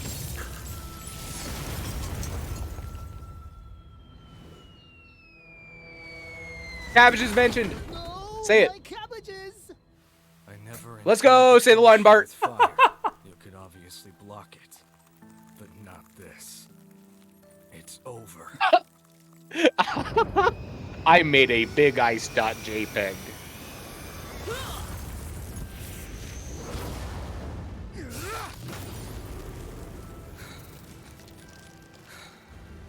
I don't care how much power you have. I know who I am. I will win! Oh yeah, Dante Bosco was actually did actually voice Zuko in this. Beyond. Even further beyond. Aww.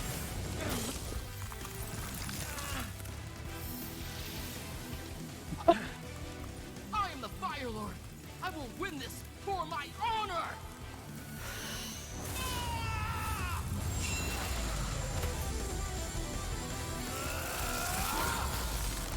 No, he actually didn't have to use a pseudonym. I don't know like what the legal stuff is for Avatar, but 3D. Now the character that doesn't have a 3D model is dead, we can finally up the frame rate. yeah, God, watching this, like, I had kind of put together the list, not really thinking about like how many like franchises were here. God, Avatar is such a bad track record on this show. Yeah, this one was pretty dire. It was very dumb. Like, really confusing portrayal of Zuko. Of, like, his season 1 episode -5 hangups set in a time frame of, like, past his character arc. Just very weird all over the place. Very read a wiki page style writing for this guy. Yeah, and like extremely Googled this character's name a day before the assignment was due. And like, yeah, I don't entirely expect them to like, 100% nail a character, because it's hard, especially when you're writing someone else's like IP. Oh, for sure. But the thing is, right, we've seen them do better. Like, we know they can. Like, that's the thing. Yeah. And like, that sort of thing is pretty forgivable if the end product is good.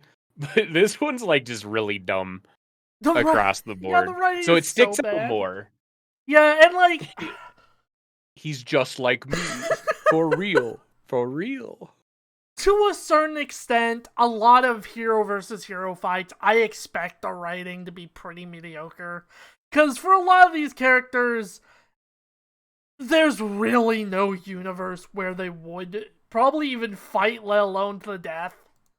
So, oh, for sure. I get a little bit of like bad writing. It's why I defend Deku versus Asta a lot, or Asta. Because it does have bad writing, but like not any worse than some of the other shit we've seen. Yeah, they're just like, I think there's just different ways for writing to be bad. Mhm. Like, making two characters that wouldn't kill each other is the sort of bad writing you just need for the premise. Like, that has to happen sometimes. Yeah. And like, not getting a character or just like like, he's just like me for real, is bad writing in a funny way, just because it's, like, so dire. Like, Zuko's bad writing in an interesting way, in that they didn't really get anything wrong, but they definitely threw a lot of stuff into the pot and hoped something stuck. Mm-hmm. Just like, this character has 50 character traits. We will pick 5 of them. I hope they're the right ones. And I mean, to kind of bring a more recent example, the sort of just like me line, again, it was done pretty well in Obito versus Darth Vader. But also, like, the line is also kind of said in Dimitri versus Guts, where, like, Dimitri says the Guts after he dies, so we're both shackled to the dead. But that's also way better delivered and way better written. Yeah, there's a big difference between, like, just going literal shot, counter shot, he's just like me for real, and how they did it in other ones. Mm-hmm. Oh, this one was whack, but it was whack in a kind of funny way. It was pretty funny. Anyway, more Avatar. God. You want? Oh God, you want to talk about character fucking assassination in this episode? Any bets on whose character gets assassinated? Probably both of them. That's pretty close. If I had to make a real guess, I think it's easier to fuck up Aang than it is to fuck up Edward Elric. Oh, you have high standards, my friend.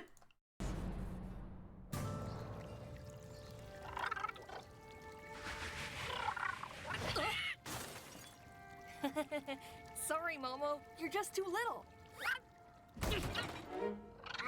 Whoa. Just like my animes. Nobody? I'll show you!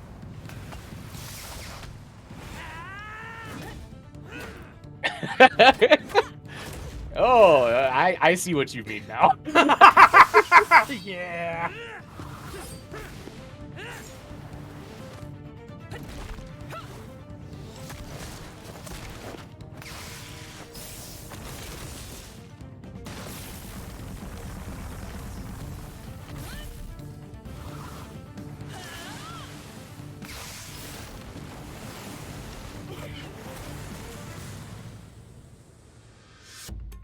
You know, there are actually a lot of advantages to being short. Like, you'll never hit your head on door frames, and, I'm still growing! Now I gotcha.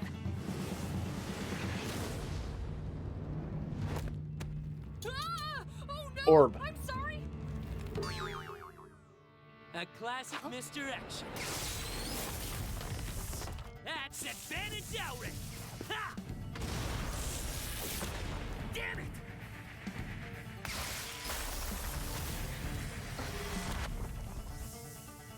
How's this for small? This is like joke. if they made a Goku episode, but like Goku's entire characterization was about how he loves to eat lots of bowls of rice, and the entire episode he was just mad because someone took away one of his lots of bowls of rice, and all he talked about the whole episode was that he was Goku, the man who loves eating lots of rice, and that was it. That's kind of what this feels like. No, my cabbages! Cabbages mentioned! Peem! I won't lose you again.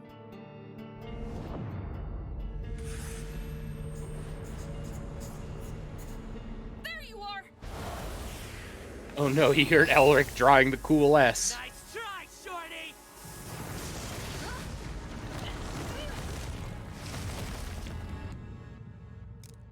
Whew. Can't believe that worked.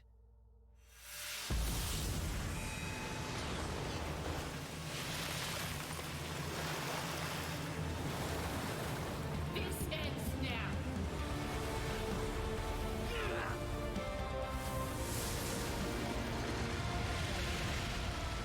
At least I'm taller than you.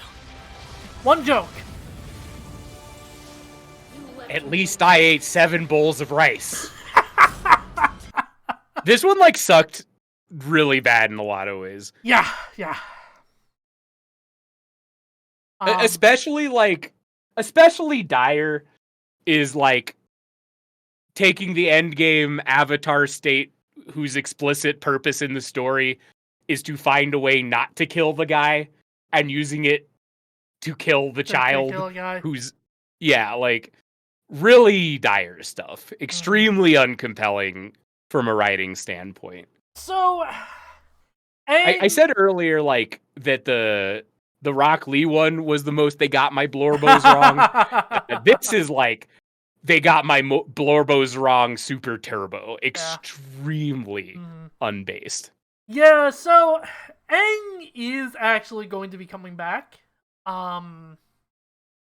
He's fighting the fucking Genshin Impact MC. Sure. Why not? Who cares? So here's kind of the thing, right? Is that Death Battle has shown they are able to write pacifists a lot better recently, because they did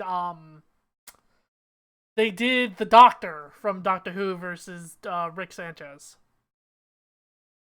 and the Doctor was actually portrayed extremely well in that episode.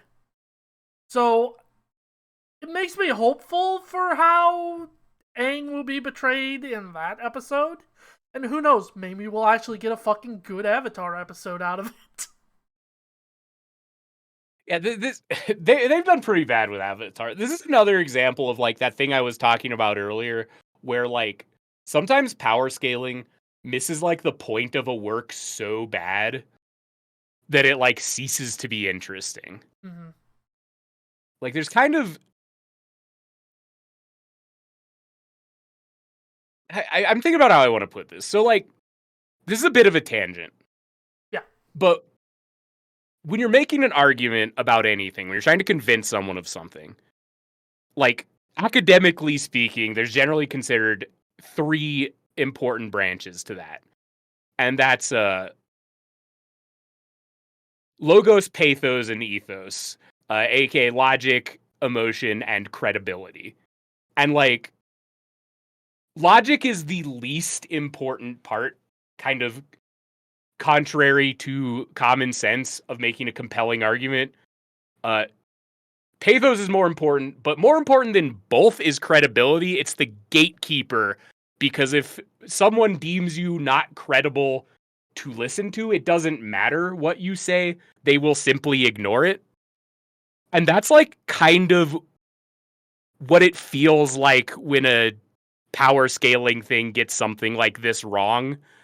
It's just like so contrary to the themes and like values and what makes the source material interesting that everything else about it like kind of ceases to matter. Mm-hmm. Yeah, I don't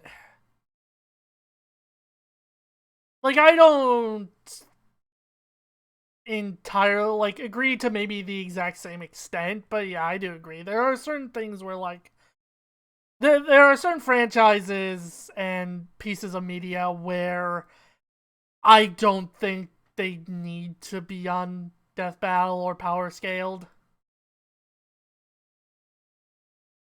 I would say like slightly differently. I just don't think it's interesting to power scale stuff that's kind fair. of like doesn't fit into the umbrella of it. But either way, whack episode. Either way, this episode sucked ass. It came up short. It was a little underwhelming. Fuck off. Fuck off. Lowered fuck off. my Killing you. Anyway, Marvel vs. DC, baby. Has Death Battle done any Genshin? No. The one with Ether versus Aang will be the first.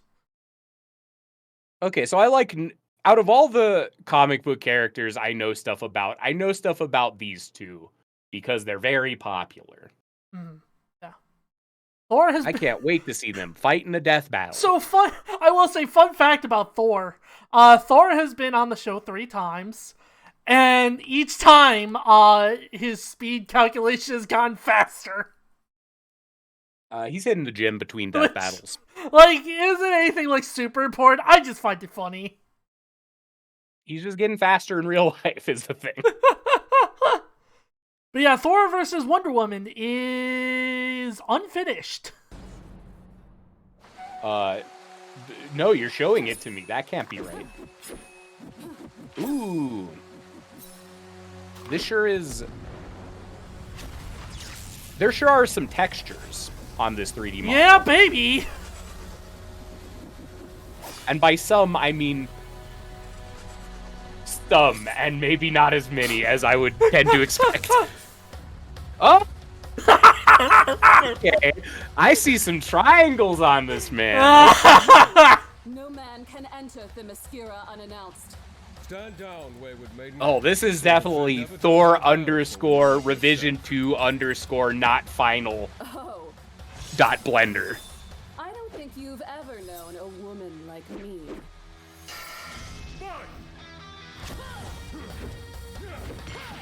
I want to say that's his Ultimate Marvel vs. Capcom 3 model.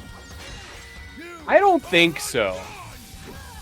I think his UMVC3 model looked better than this. Oh, it did, but when you're importing models into different shit, you know, sometimes, stuff happens. Time to stop holding back, Diana. Maybe more stuff should have happened. Maybe they should have happened a little more stuff. That being said, if this was like a production crunch thing and they like needed to get it out and they chose to release it like this instead of like doing crunch, that's based. And I'm glad they did that. That being said, did not produce a very good looking product one way or the other.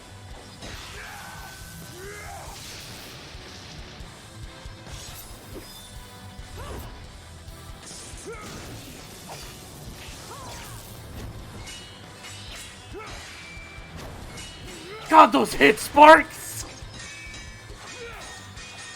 Oh man.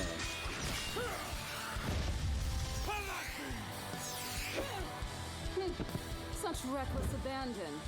Poor misguided fool. Hammer.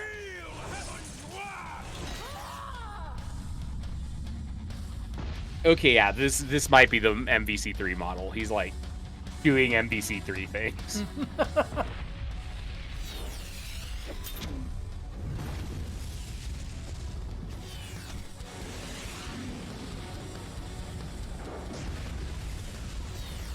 Great explode! Wow, great explosions. Orb.jpg, lower the opacity slider by about 30%. Make one red, make one black. You got yourself a death battle, baby. I'll kill you! I'll kill you dead! Excuse me? Yeah, you tell him, Thor.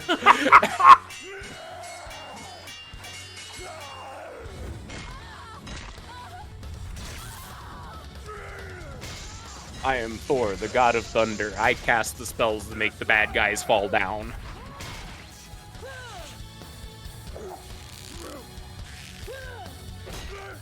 What? Oh! Worthy. Cool face, Thor. Great. Yeah, so, yeah, that was unfinished as hell. Ooh, that was a bad one. Like, if it came out this way, so that someone could go home and see their family and hug their children instead of grinding their sanity and health away in the endless doldrums of content generation, that rules, and I'm glad they made that choice. But I can compartmentalize that from the fact that this looks like complete ass. It looks so bad. So I do want to pull up a quote from one of the more recent fireside chats that Death Battle has done. It was a while back. Oh yeah. So yeah, what I think it was Sam that said one benefit of being indie is that we still have deadlines, but we can also just say, we'll push this back a week so we don't have the crunch. Yeah, that shit rules. I have done that before with streams. But But yeah, apparently, yeah, Torian literally just didn't get to render the models, so it probably was just deadline happened, so put it out and didn't crunch. And genuinely, I'm glad that that's the choice they made. But fuck, this looks bad. It's, God, yeah, it's so dire. Thor has had, like... Well, no, I know people do actually like Thor versus Raiden from Mortal Kombat, so... I was gonna say one good fight, but that's not true. Metal Sonic versus Ultimate Marvel versus Capcom 3. Okay, before we go any further into this, why? Yeah. Why? Why are these two fighting? Why these two in particular? This one is like... I do not see the vision even a little of putting these two characters against each other. They were both created by bad guys.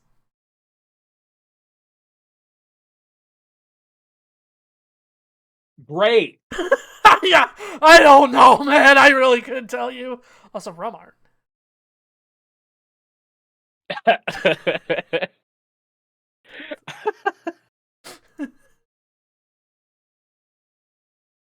No, this didn't come first. This was like season 4, I think. On that Shao versus Zero, because they had to have Shadow fight Mewtwo.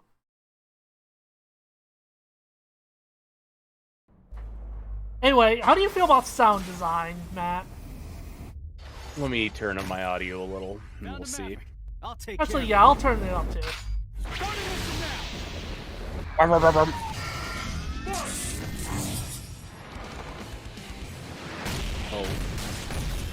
Oh, we got some noises, huh? Oh, let's go. Gmod metal pipe sound effect. Clank, clank, clank. Just like a training program.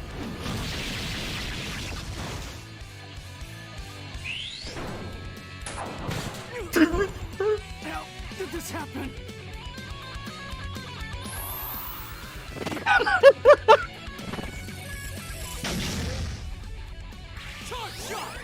God, the cuts between 3D and 2D in this one are like really particularly jarring. It's a weird choice. Wow.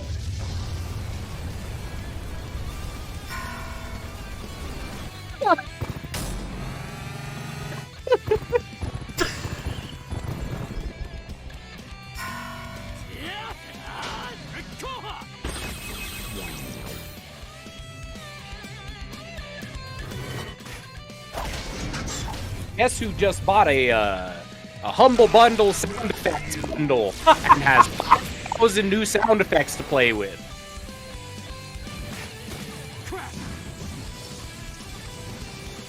Oh gee, I wonder if I'm making anything soon.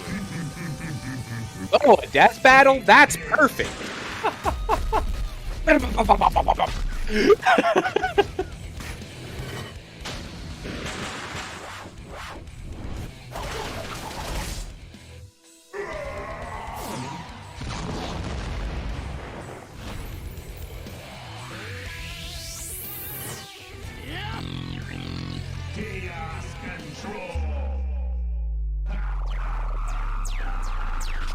This will be over in a nanosecond. Does Metal Sonic talk? Yeah. Ever? Yeah. In Sonic Heroes. Oh, okay. Mission accomplished. Great.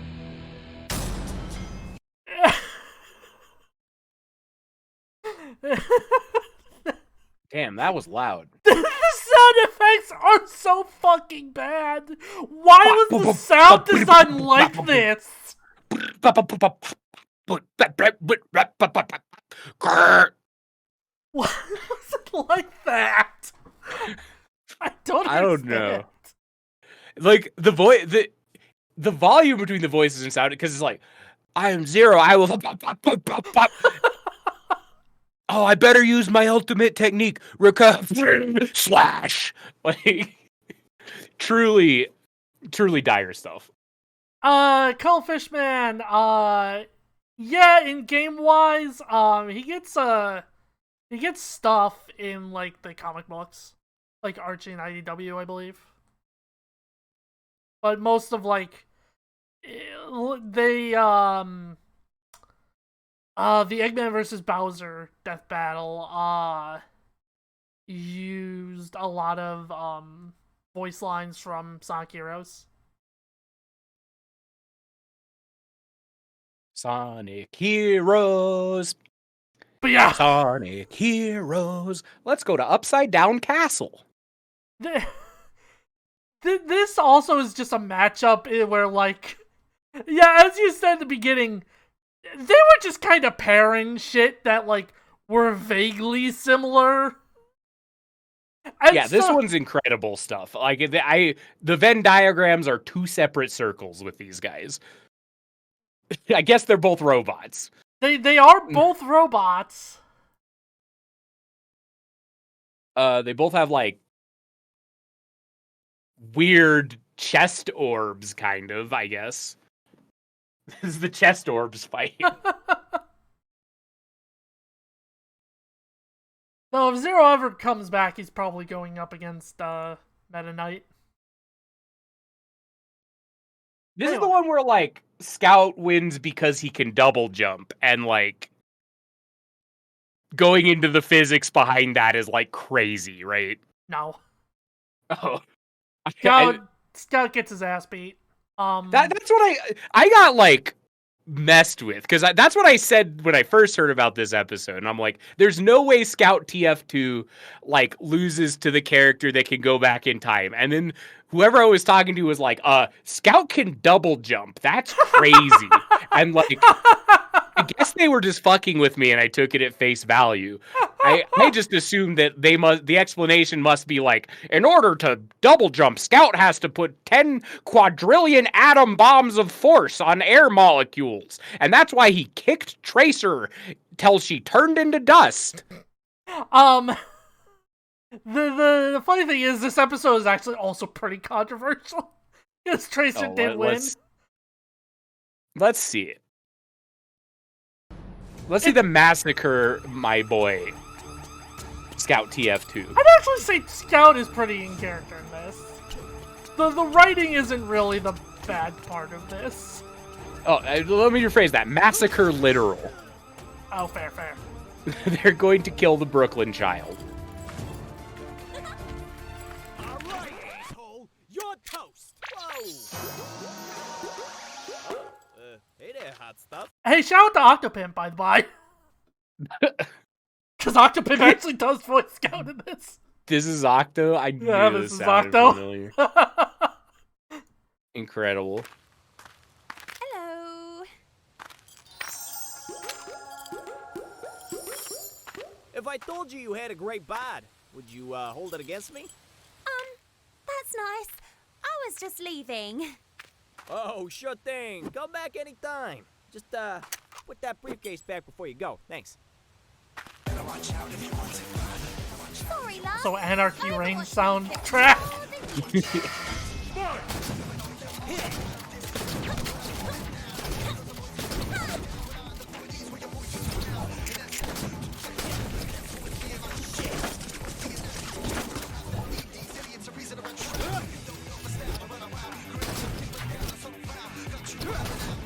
Yo, Put, how you doing that?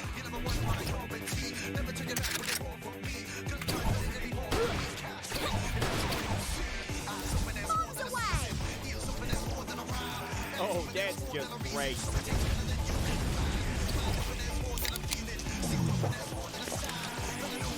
Bonk mentioned. Supposedly, this stuff will liquefy your esophagus after just one can, but, you know, it's also very handy when you feel like not getting blown up. That's not very fair. Listen, sweetheart. I never play fair.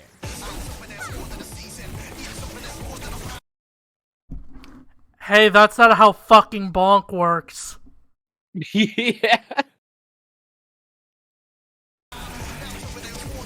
He's moving so fast, he's dodging, you freaking charlatans. Fake TF2 fans. You like how Scout is not running around? Yeah, we heard that. Yeah, that's his big thing, is running around and having a double jump. yeah, these two characters who are most known for, you know, their mobility, and that's part of the reason why these connections exist. Once they just didn't do that. That home run is insane. This dude is like legendarily wimpy upper body strength. That's like part of his joke. The joke of Scout.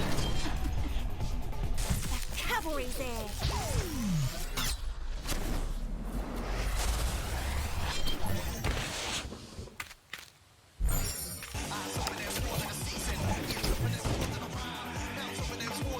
Shit!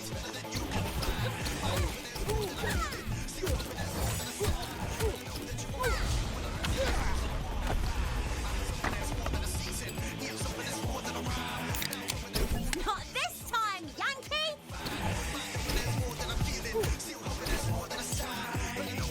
Oh, come on, give me a... No, her ult is the bomb, newbie.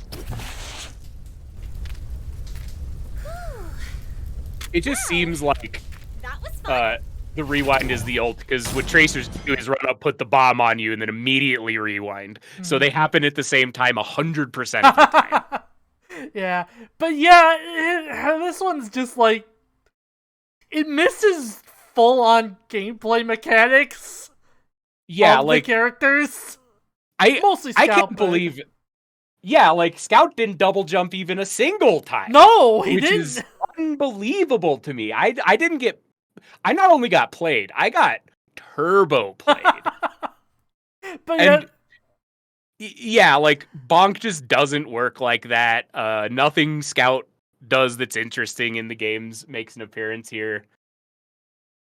The speedy speed boy does his iconic question mark move of slowly walking towards his enemy and hitting them extremely hard with a baseball bat. yeah, The thing that Scout is famous for doing, I guess. Incredible miss on what Scout does even a little. yeah, it's just like this was also like right after Overwatch came out. Like, this was not even DLC characters had been added yet, I think.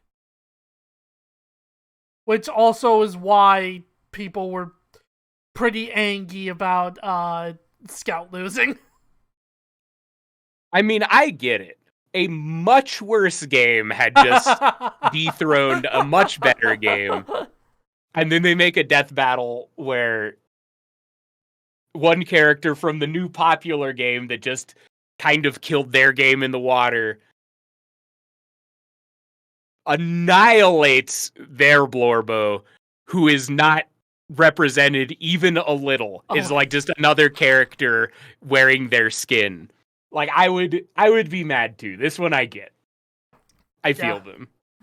Yeah, this was like, I think Octo did a pretty good job as Scout. Like, that's the best thing I could probably say about that. Oh yeah, the portrayal of Scout wasn't like bad, and Octo did a good job. But like, the things Scout does aren't Scout things, and like, given the time period this came out that you have just described to me, I would understand why TF2 fans would be a little annoyed at exactly how this went. Yeah, there's also some like issues in like the analysis portions that are kind of wonky, but that's neither here nor there. But yeah, so we've only been going for like 2 hours. I don't know if That's you would... crazy. Yeah, I don't know if you would want to end here or if you want to pick up a few palate cleansers. I'd be fine either way. Before we get off this one, I will say, not having Scout double jump is actually insane. Yeah. That would be like having a Mario death battle where like Mario never jumped. Like, he just doesn't jump even once. It's truly a baffling decision to have made. Yeah, him not doing... Like, neither of these characters really doing their true speed shit. Like, Tracer zips around a little bit, but it's not really that much. They're mostly in close quarters combat for some fucking reason.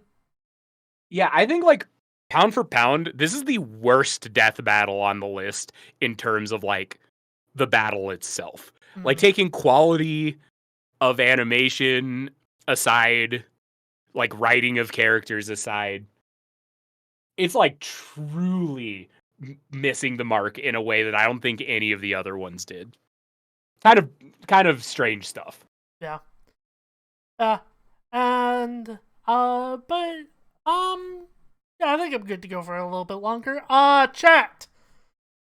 I'm gonna outsource this to chat. Hit me with a few episodes that I haven't shown Matt yet. And he has not seen the Jonathan Joestar battle. I could show him that one. I don't particularly like it, so I don't know if I'd really like count as a palate cleanser.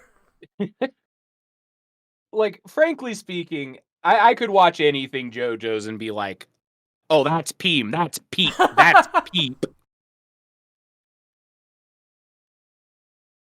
But if it's like a bad one, if it's mid... So it's weird. Because a lot of people actually really like that episode, and I'm the odd one out in that I don't like it. See, now I'm curious. Now you gotta show me this one. Because now there's some discourse. You missed your window to duck the Joestar battle. Tanjiro. Oh my god, Tanjiro. I would, if you tried to make me guess who he was gonna fight, this wouldn't have been in my top 1,000.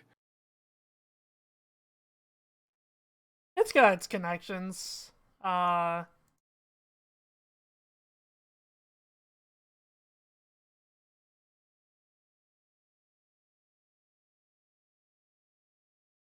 right. I mean, hell, if you want, we can watch the both the ones I'm most divided of from the general community. Sure. Honestly, what I've learned today more than anything else is whether they're very good or very bad, it's engaging to partake in the death battles. Yeah. I mean, it's like people like kind of dump on it on the internet a little bit, but like it's kind of like any piece of media. In that, I think they do a good job overall. Yeah.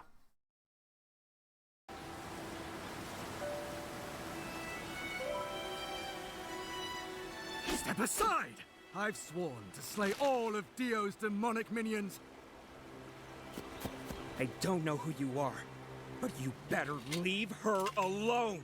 You poor wretch, shackled by the chains of this harpy's insidious mind control. On my honor, as a gentleman, I will free you! Oh, I'm sorry, sir.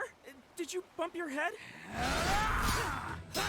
I forgot that JoJo Part 1 JoJo is like Dumbass Supreme sometimes. Dumbass Supreme and aggressively British. Yeah. You fight with valor, noble swordsman, but I know the burning passion of my heart will carry me through! Aww, he's kind of adorable! Like a puppy! I wonder if he has a caretaker nearby.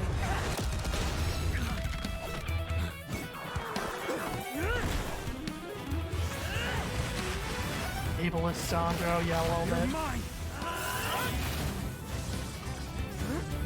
Valiant footwork! Those were the Maple Story mushrooms. I recognize those. Maple Story mentioned.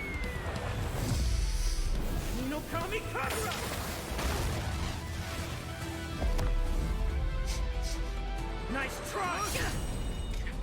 Tanjiro has his conic nose! Sorry, Jonathan. You can't win because you stink. You're a stink-ass man.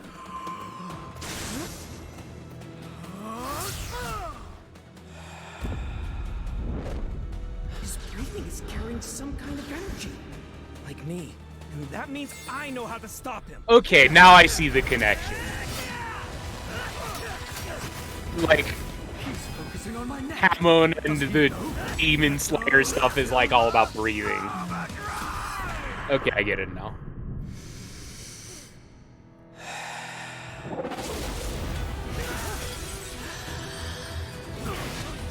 I got you!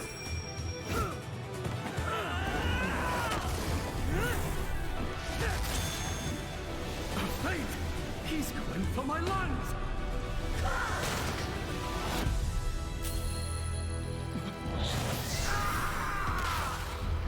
2 inches off. Did he dodge? It's a really good bit, I will admit that. That's the theme.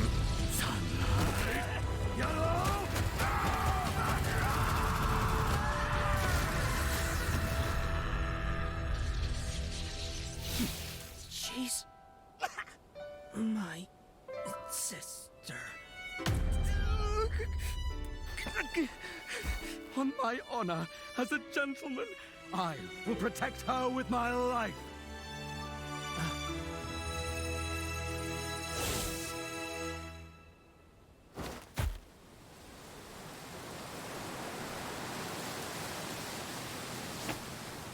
This is like the least necessary death battle of all time. Little bit. We were talking earlier a few times about like making characters that would never ever fight and kill each other do so. This is like very far on that end of the spectrum. Mm-hmm. But it's in a funnier way for sure. Anyway, JoJo's clear. JoJo's peak. It's peak. Yeah, I hate the ending to this episode. Oh, it sucks. It's pretty bad. It's really whack. Like, I made the joke somewhere that I would have rather just had Jonathan splatter fucking Tanjiro's brains across the rocks than have them try and do something.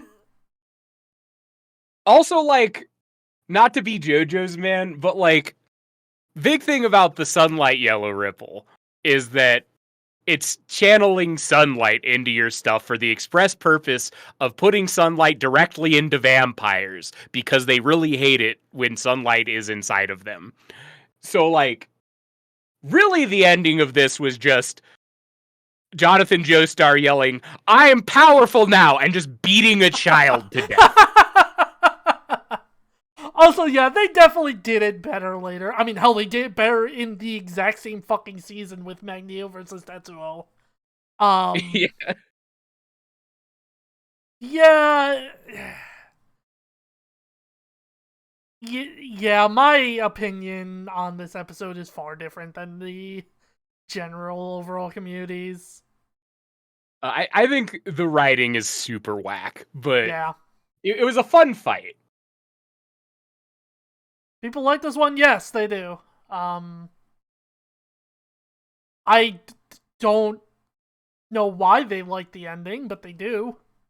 Oh, the ending. The writing in this one is just really bad. The ending is pretty That's insane. what I say. Yeah. Deku versus Asta.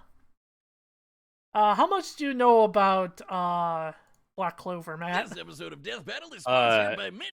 I think Black Clover is the single greatest dropped bag waste of potential, like, generic shonen of all time.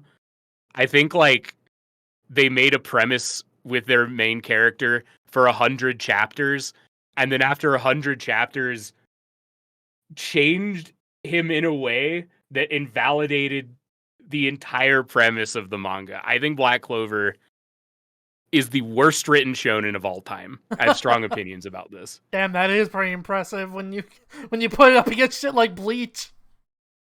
It's worse than Bleach. Like, this dude is like, his character arc is, I am the ketchup man in the land of mustard, and I will only use, and everyone's mean to me because I am the ketchup man, but ketchup is good too. And then 100 chapters later is like, I found a way to turn my ketchup into mustard, and now I'm a mustard man. But also it's ketchup, so I'm the best mustard man and the best ketchup man. do you still like this show? Is this still good? It's really bad.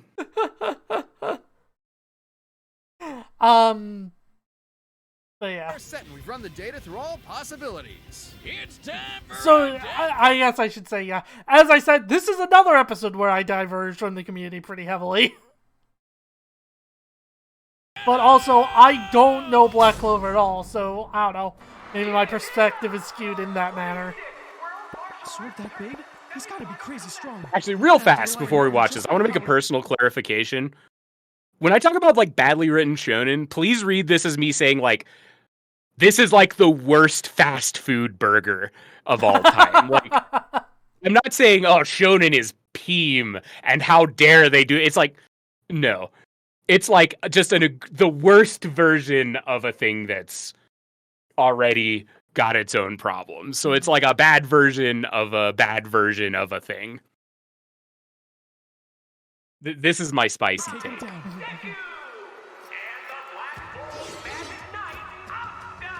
gotta hit him really hard.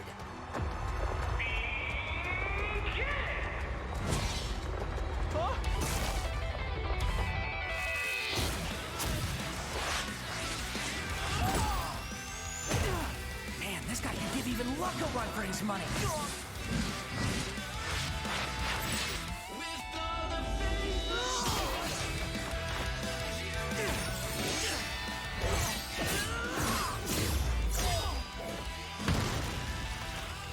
Aren't swords supposed to be sharp? His speed isn't slowed by his sword's weight at all. Gotta hamper his movements and get that book out of his hands. He found me! Oh, jeez, Rick, I'm Deku. The voice actor for Deku when he's just kind of talking is pretty mediocre. Oh, this guy's got a big sword. He's got a big sword, Rick. He's still moving fast.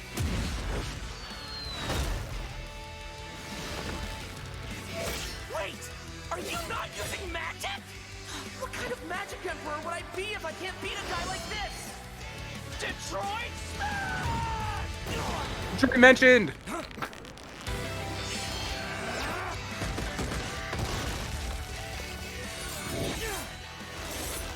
Detroit Smash! Detroit Smash! I definitely think my favorite MHA bit is like all of Deku's and All Might stuff just being like random American, random American city fighting technique. I don't know what Detroit is, but I've had enough of it. It's a good Do I joke. look like I know what Detroit is? Hit me with all you've got, because I'm never going down!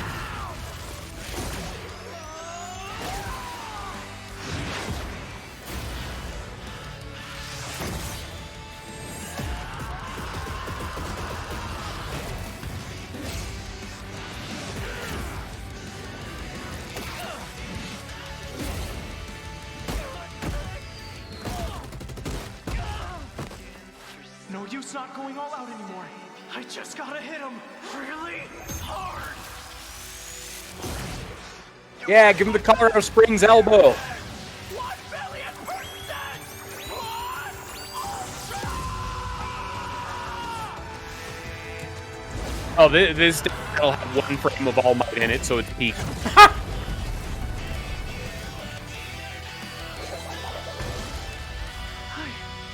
did it.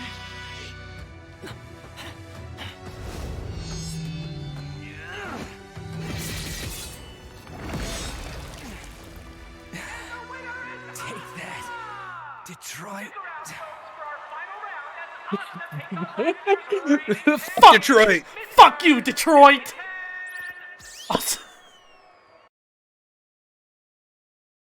So yeah, what'd you think about that mentioned.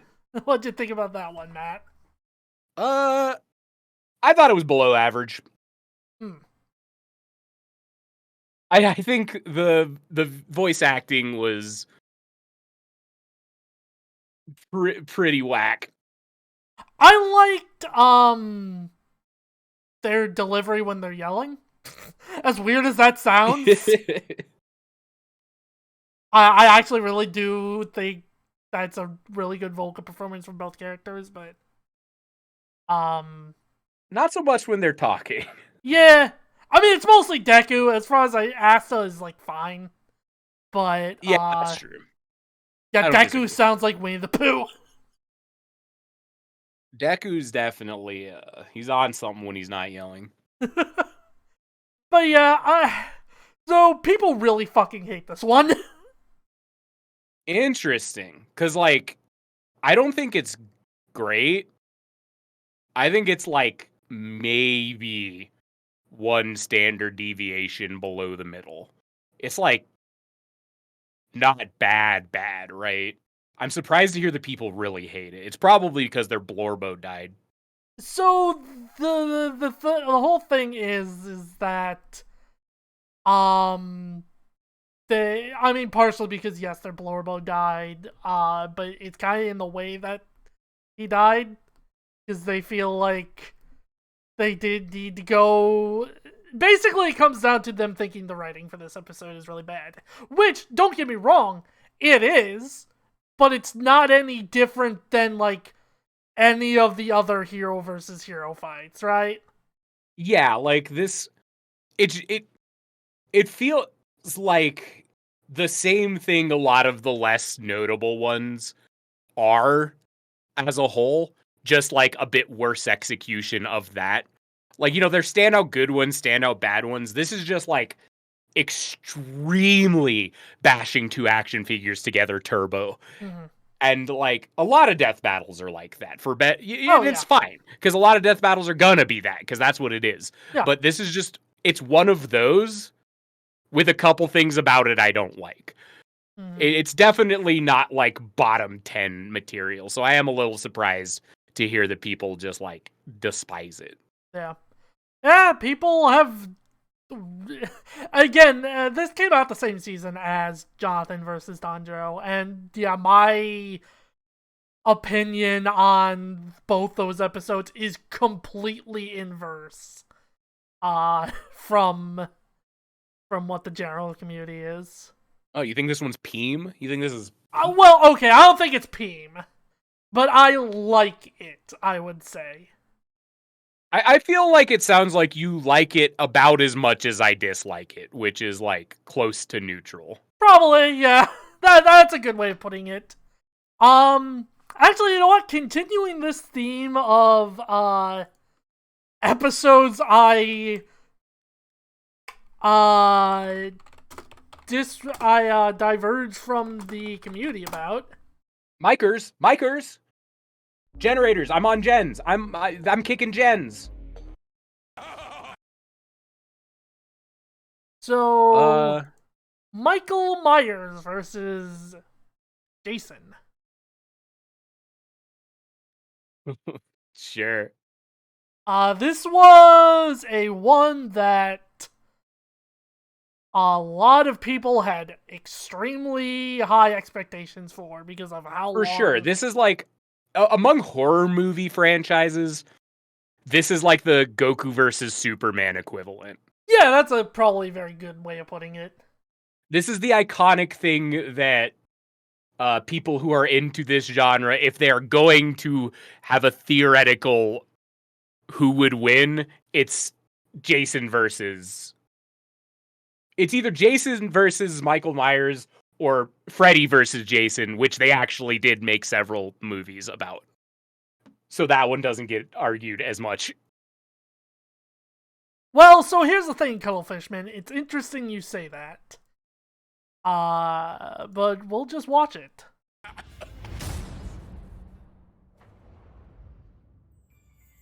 Mother is talking to you. The blackest eyes. The devil's eyes. Kill her. Kill her.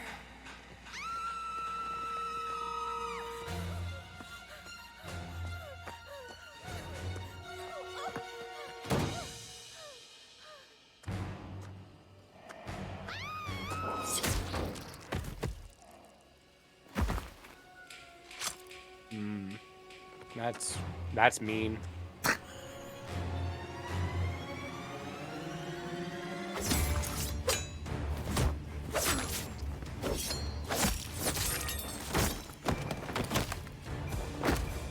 Yeah, it's from the Friday the 13th game in Dead by Daylight chat. Oh, they're stab doers. Alex! Where are you? We gotta go!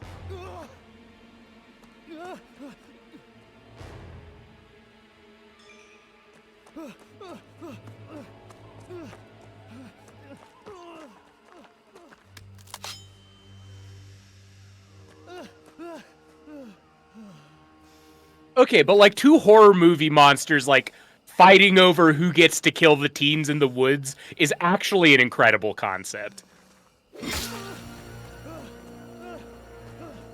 The run animation is very bad. Yes, chat. Yeah, I don't know where this goes. I will say the vision here is unironically peak.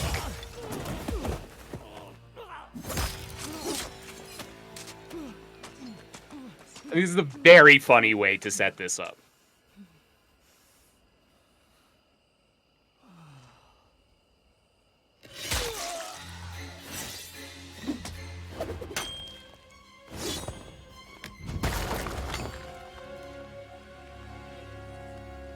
Kill him, Jason. Kill him. Make Mother proud. Kill him.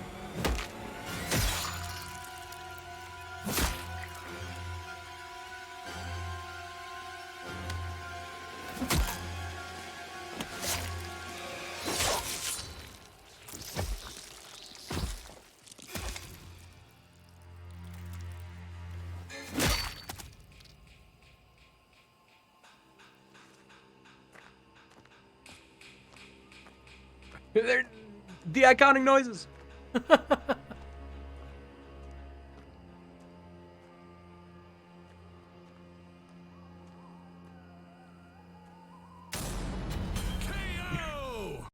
But yeah. So what do you think, Matt?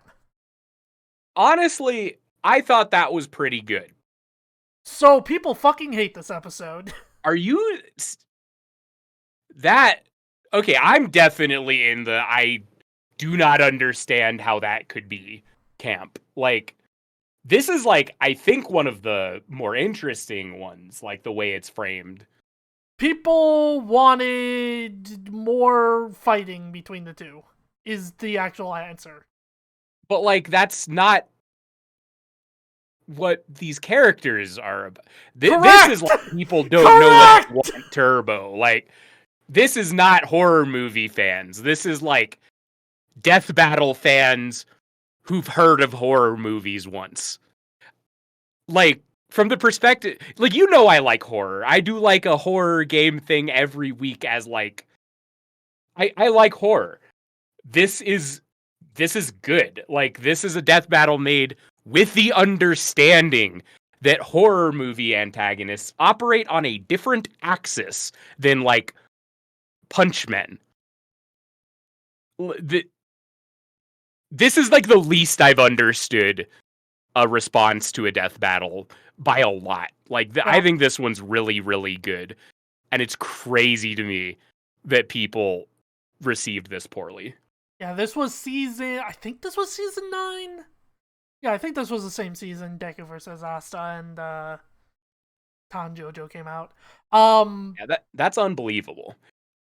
But yeah, people it's generally people rank it pretty much bottom in like what all are they their stupid? season. Like this is like people screaming, "Give me a hamburger! Give me a hamburger! Give me a hamburger! Give me a hamburger!" for months on end, and then they give them a hamburger, and they're like, "Why isn't this a pepperoni pizza? This is the worst food I've ever eaten."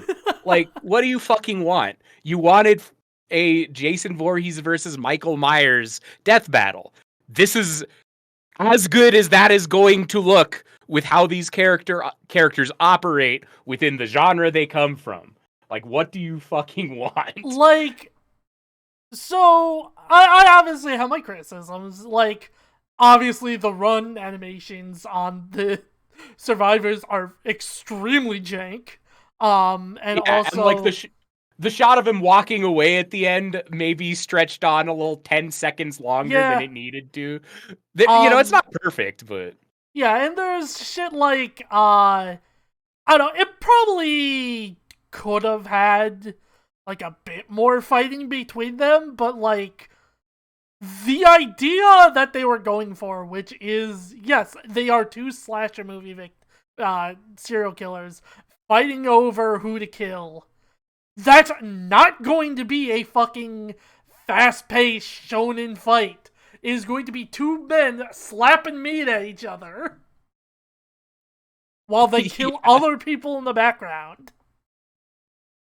Like, what did they think? These are two horror movie villains whose like big tension is that they slowly walk at you, and like no matter what you do or where you go, somehow they're still slowly walking at you with a sharp implement, and if they get to you, you are going to die. And that's like the tension of characters like this. It's not that they're like throwing lasers or blowing up buildings. It's that they just keep walking at you menacingly, and there's nothing you can do about it until you're dead. And like, it's really hard to make an anime slap fight out of that. And so they did this instead, and I thought it was a really clever way to do it. Yeah. Yeah, I like it as being set up as like, yeah, a horror movie, like a horror movie crossover would be between these two. My Fugi is a rough experience. I don't know what everyone's problem is. Everyone keeps saying this. It's like just a JPEG of my face that's mouth opens. So I'm starting to feel a little insulted with how much people hate this, because it's just like my photograph. Actually, you know what? This will be a funny one to end on, I think. This is Cole McGrath versus Alec Mercer. Alex Mercer, baby! You remember Alex? I remember Infamous and Prototype. Whoa, why?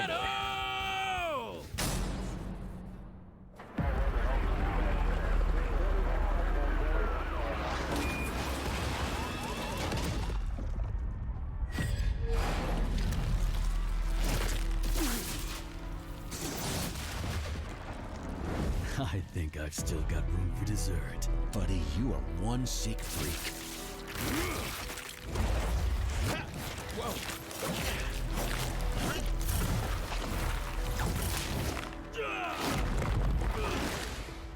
I forget which of these games came out first and which one was like the other one we have at home.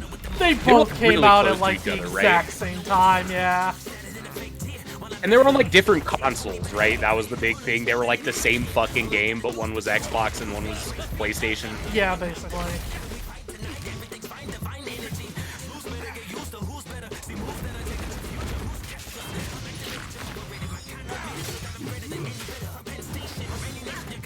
Oh, also, I should warn you in advance, this is going to kill the side stream. Oh, you think Discord's not gonna like 4,000 lightning particle effects on screen at every frame? No.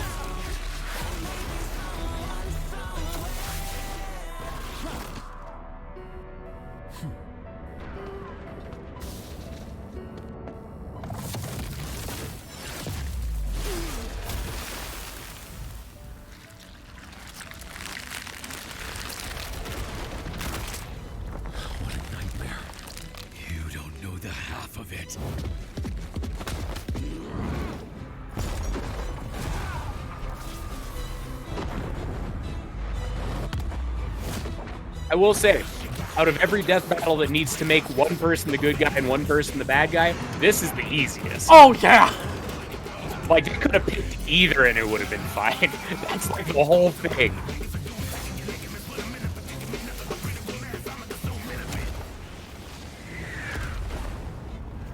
So much power, and yet you waste it on these vermin. You and I can change this world for the better. The only vermin I see here is you.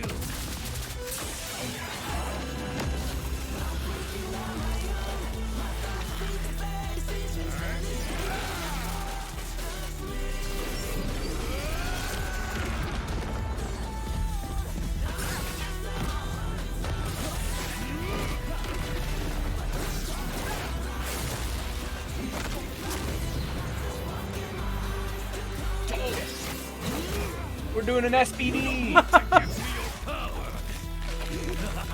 Fine, I'll just take it.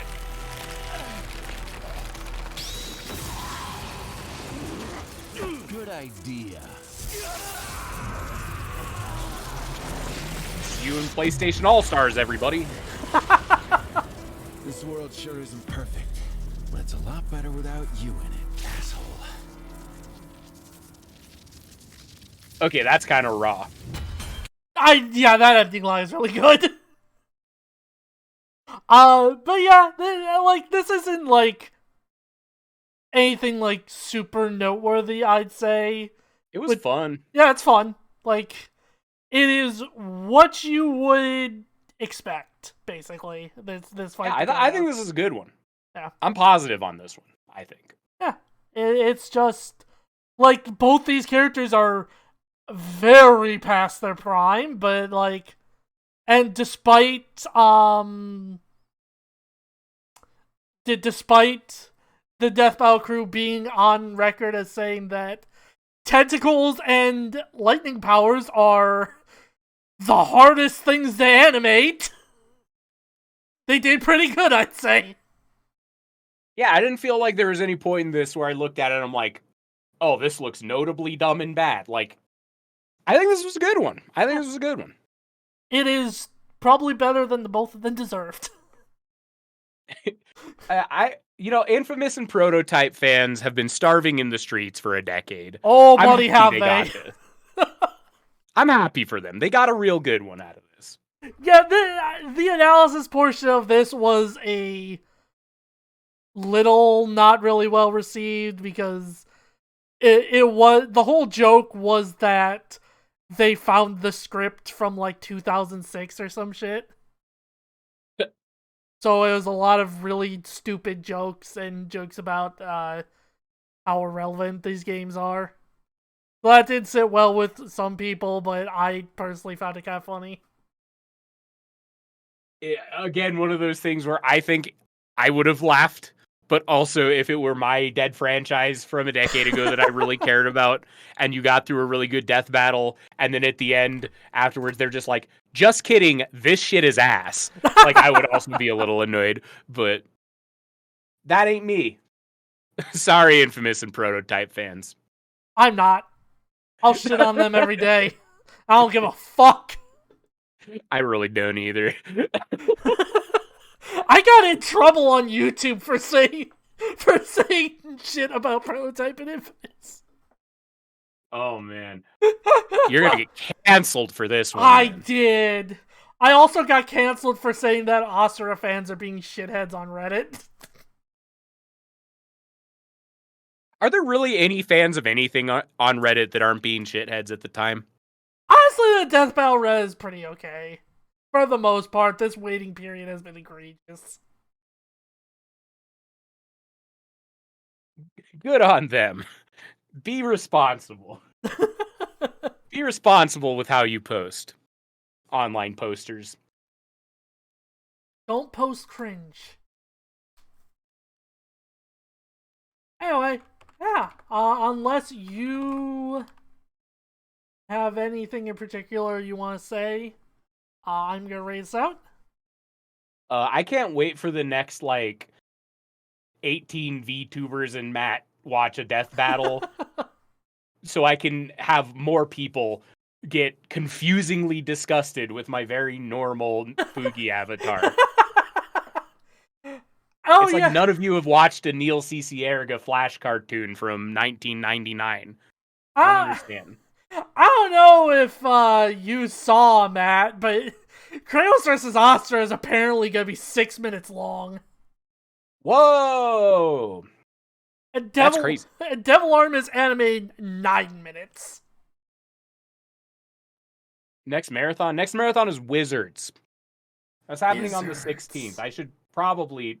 Oh, I guess I can't show this because I'm currently a JPEG, but I did buy white dye, like white stage dye, hair dye, and oh my God. The big donation incentive for the Wizard Marathon is I will dye my beard white like a real wizard if we hit the marathon goal. Wizard-themed marathon, 16th. Probably 16th. I don't know if somewhere around there. It's like in the middle of the month. Please watch that. Mm-hmm. Also, subscribe to CoBuddy. Follow CoBuddy. I can't believe you aren't subscribing to CoBuddy. Fuck. Just follow them, please. Okay, that's all I got. Yeah, speaking of marathons, though, February 1st, you're going to be a part of that. Oh, yeah. Yeah, the Fund CoBuddy to Hell, aka Florida, for cards. I'm doing a big-ass Death Notes marathon where you, the viewers, will be able to give Matt 20 guns. Yeah, that's right. I'll finally get a gun with a bullet on it on the program called Death Notes. Never thought it could happen. But with your generosity, it could be true.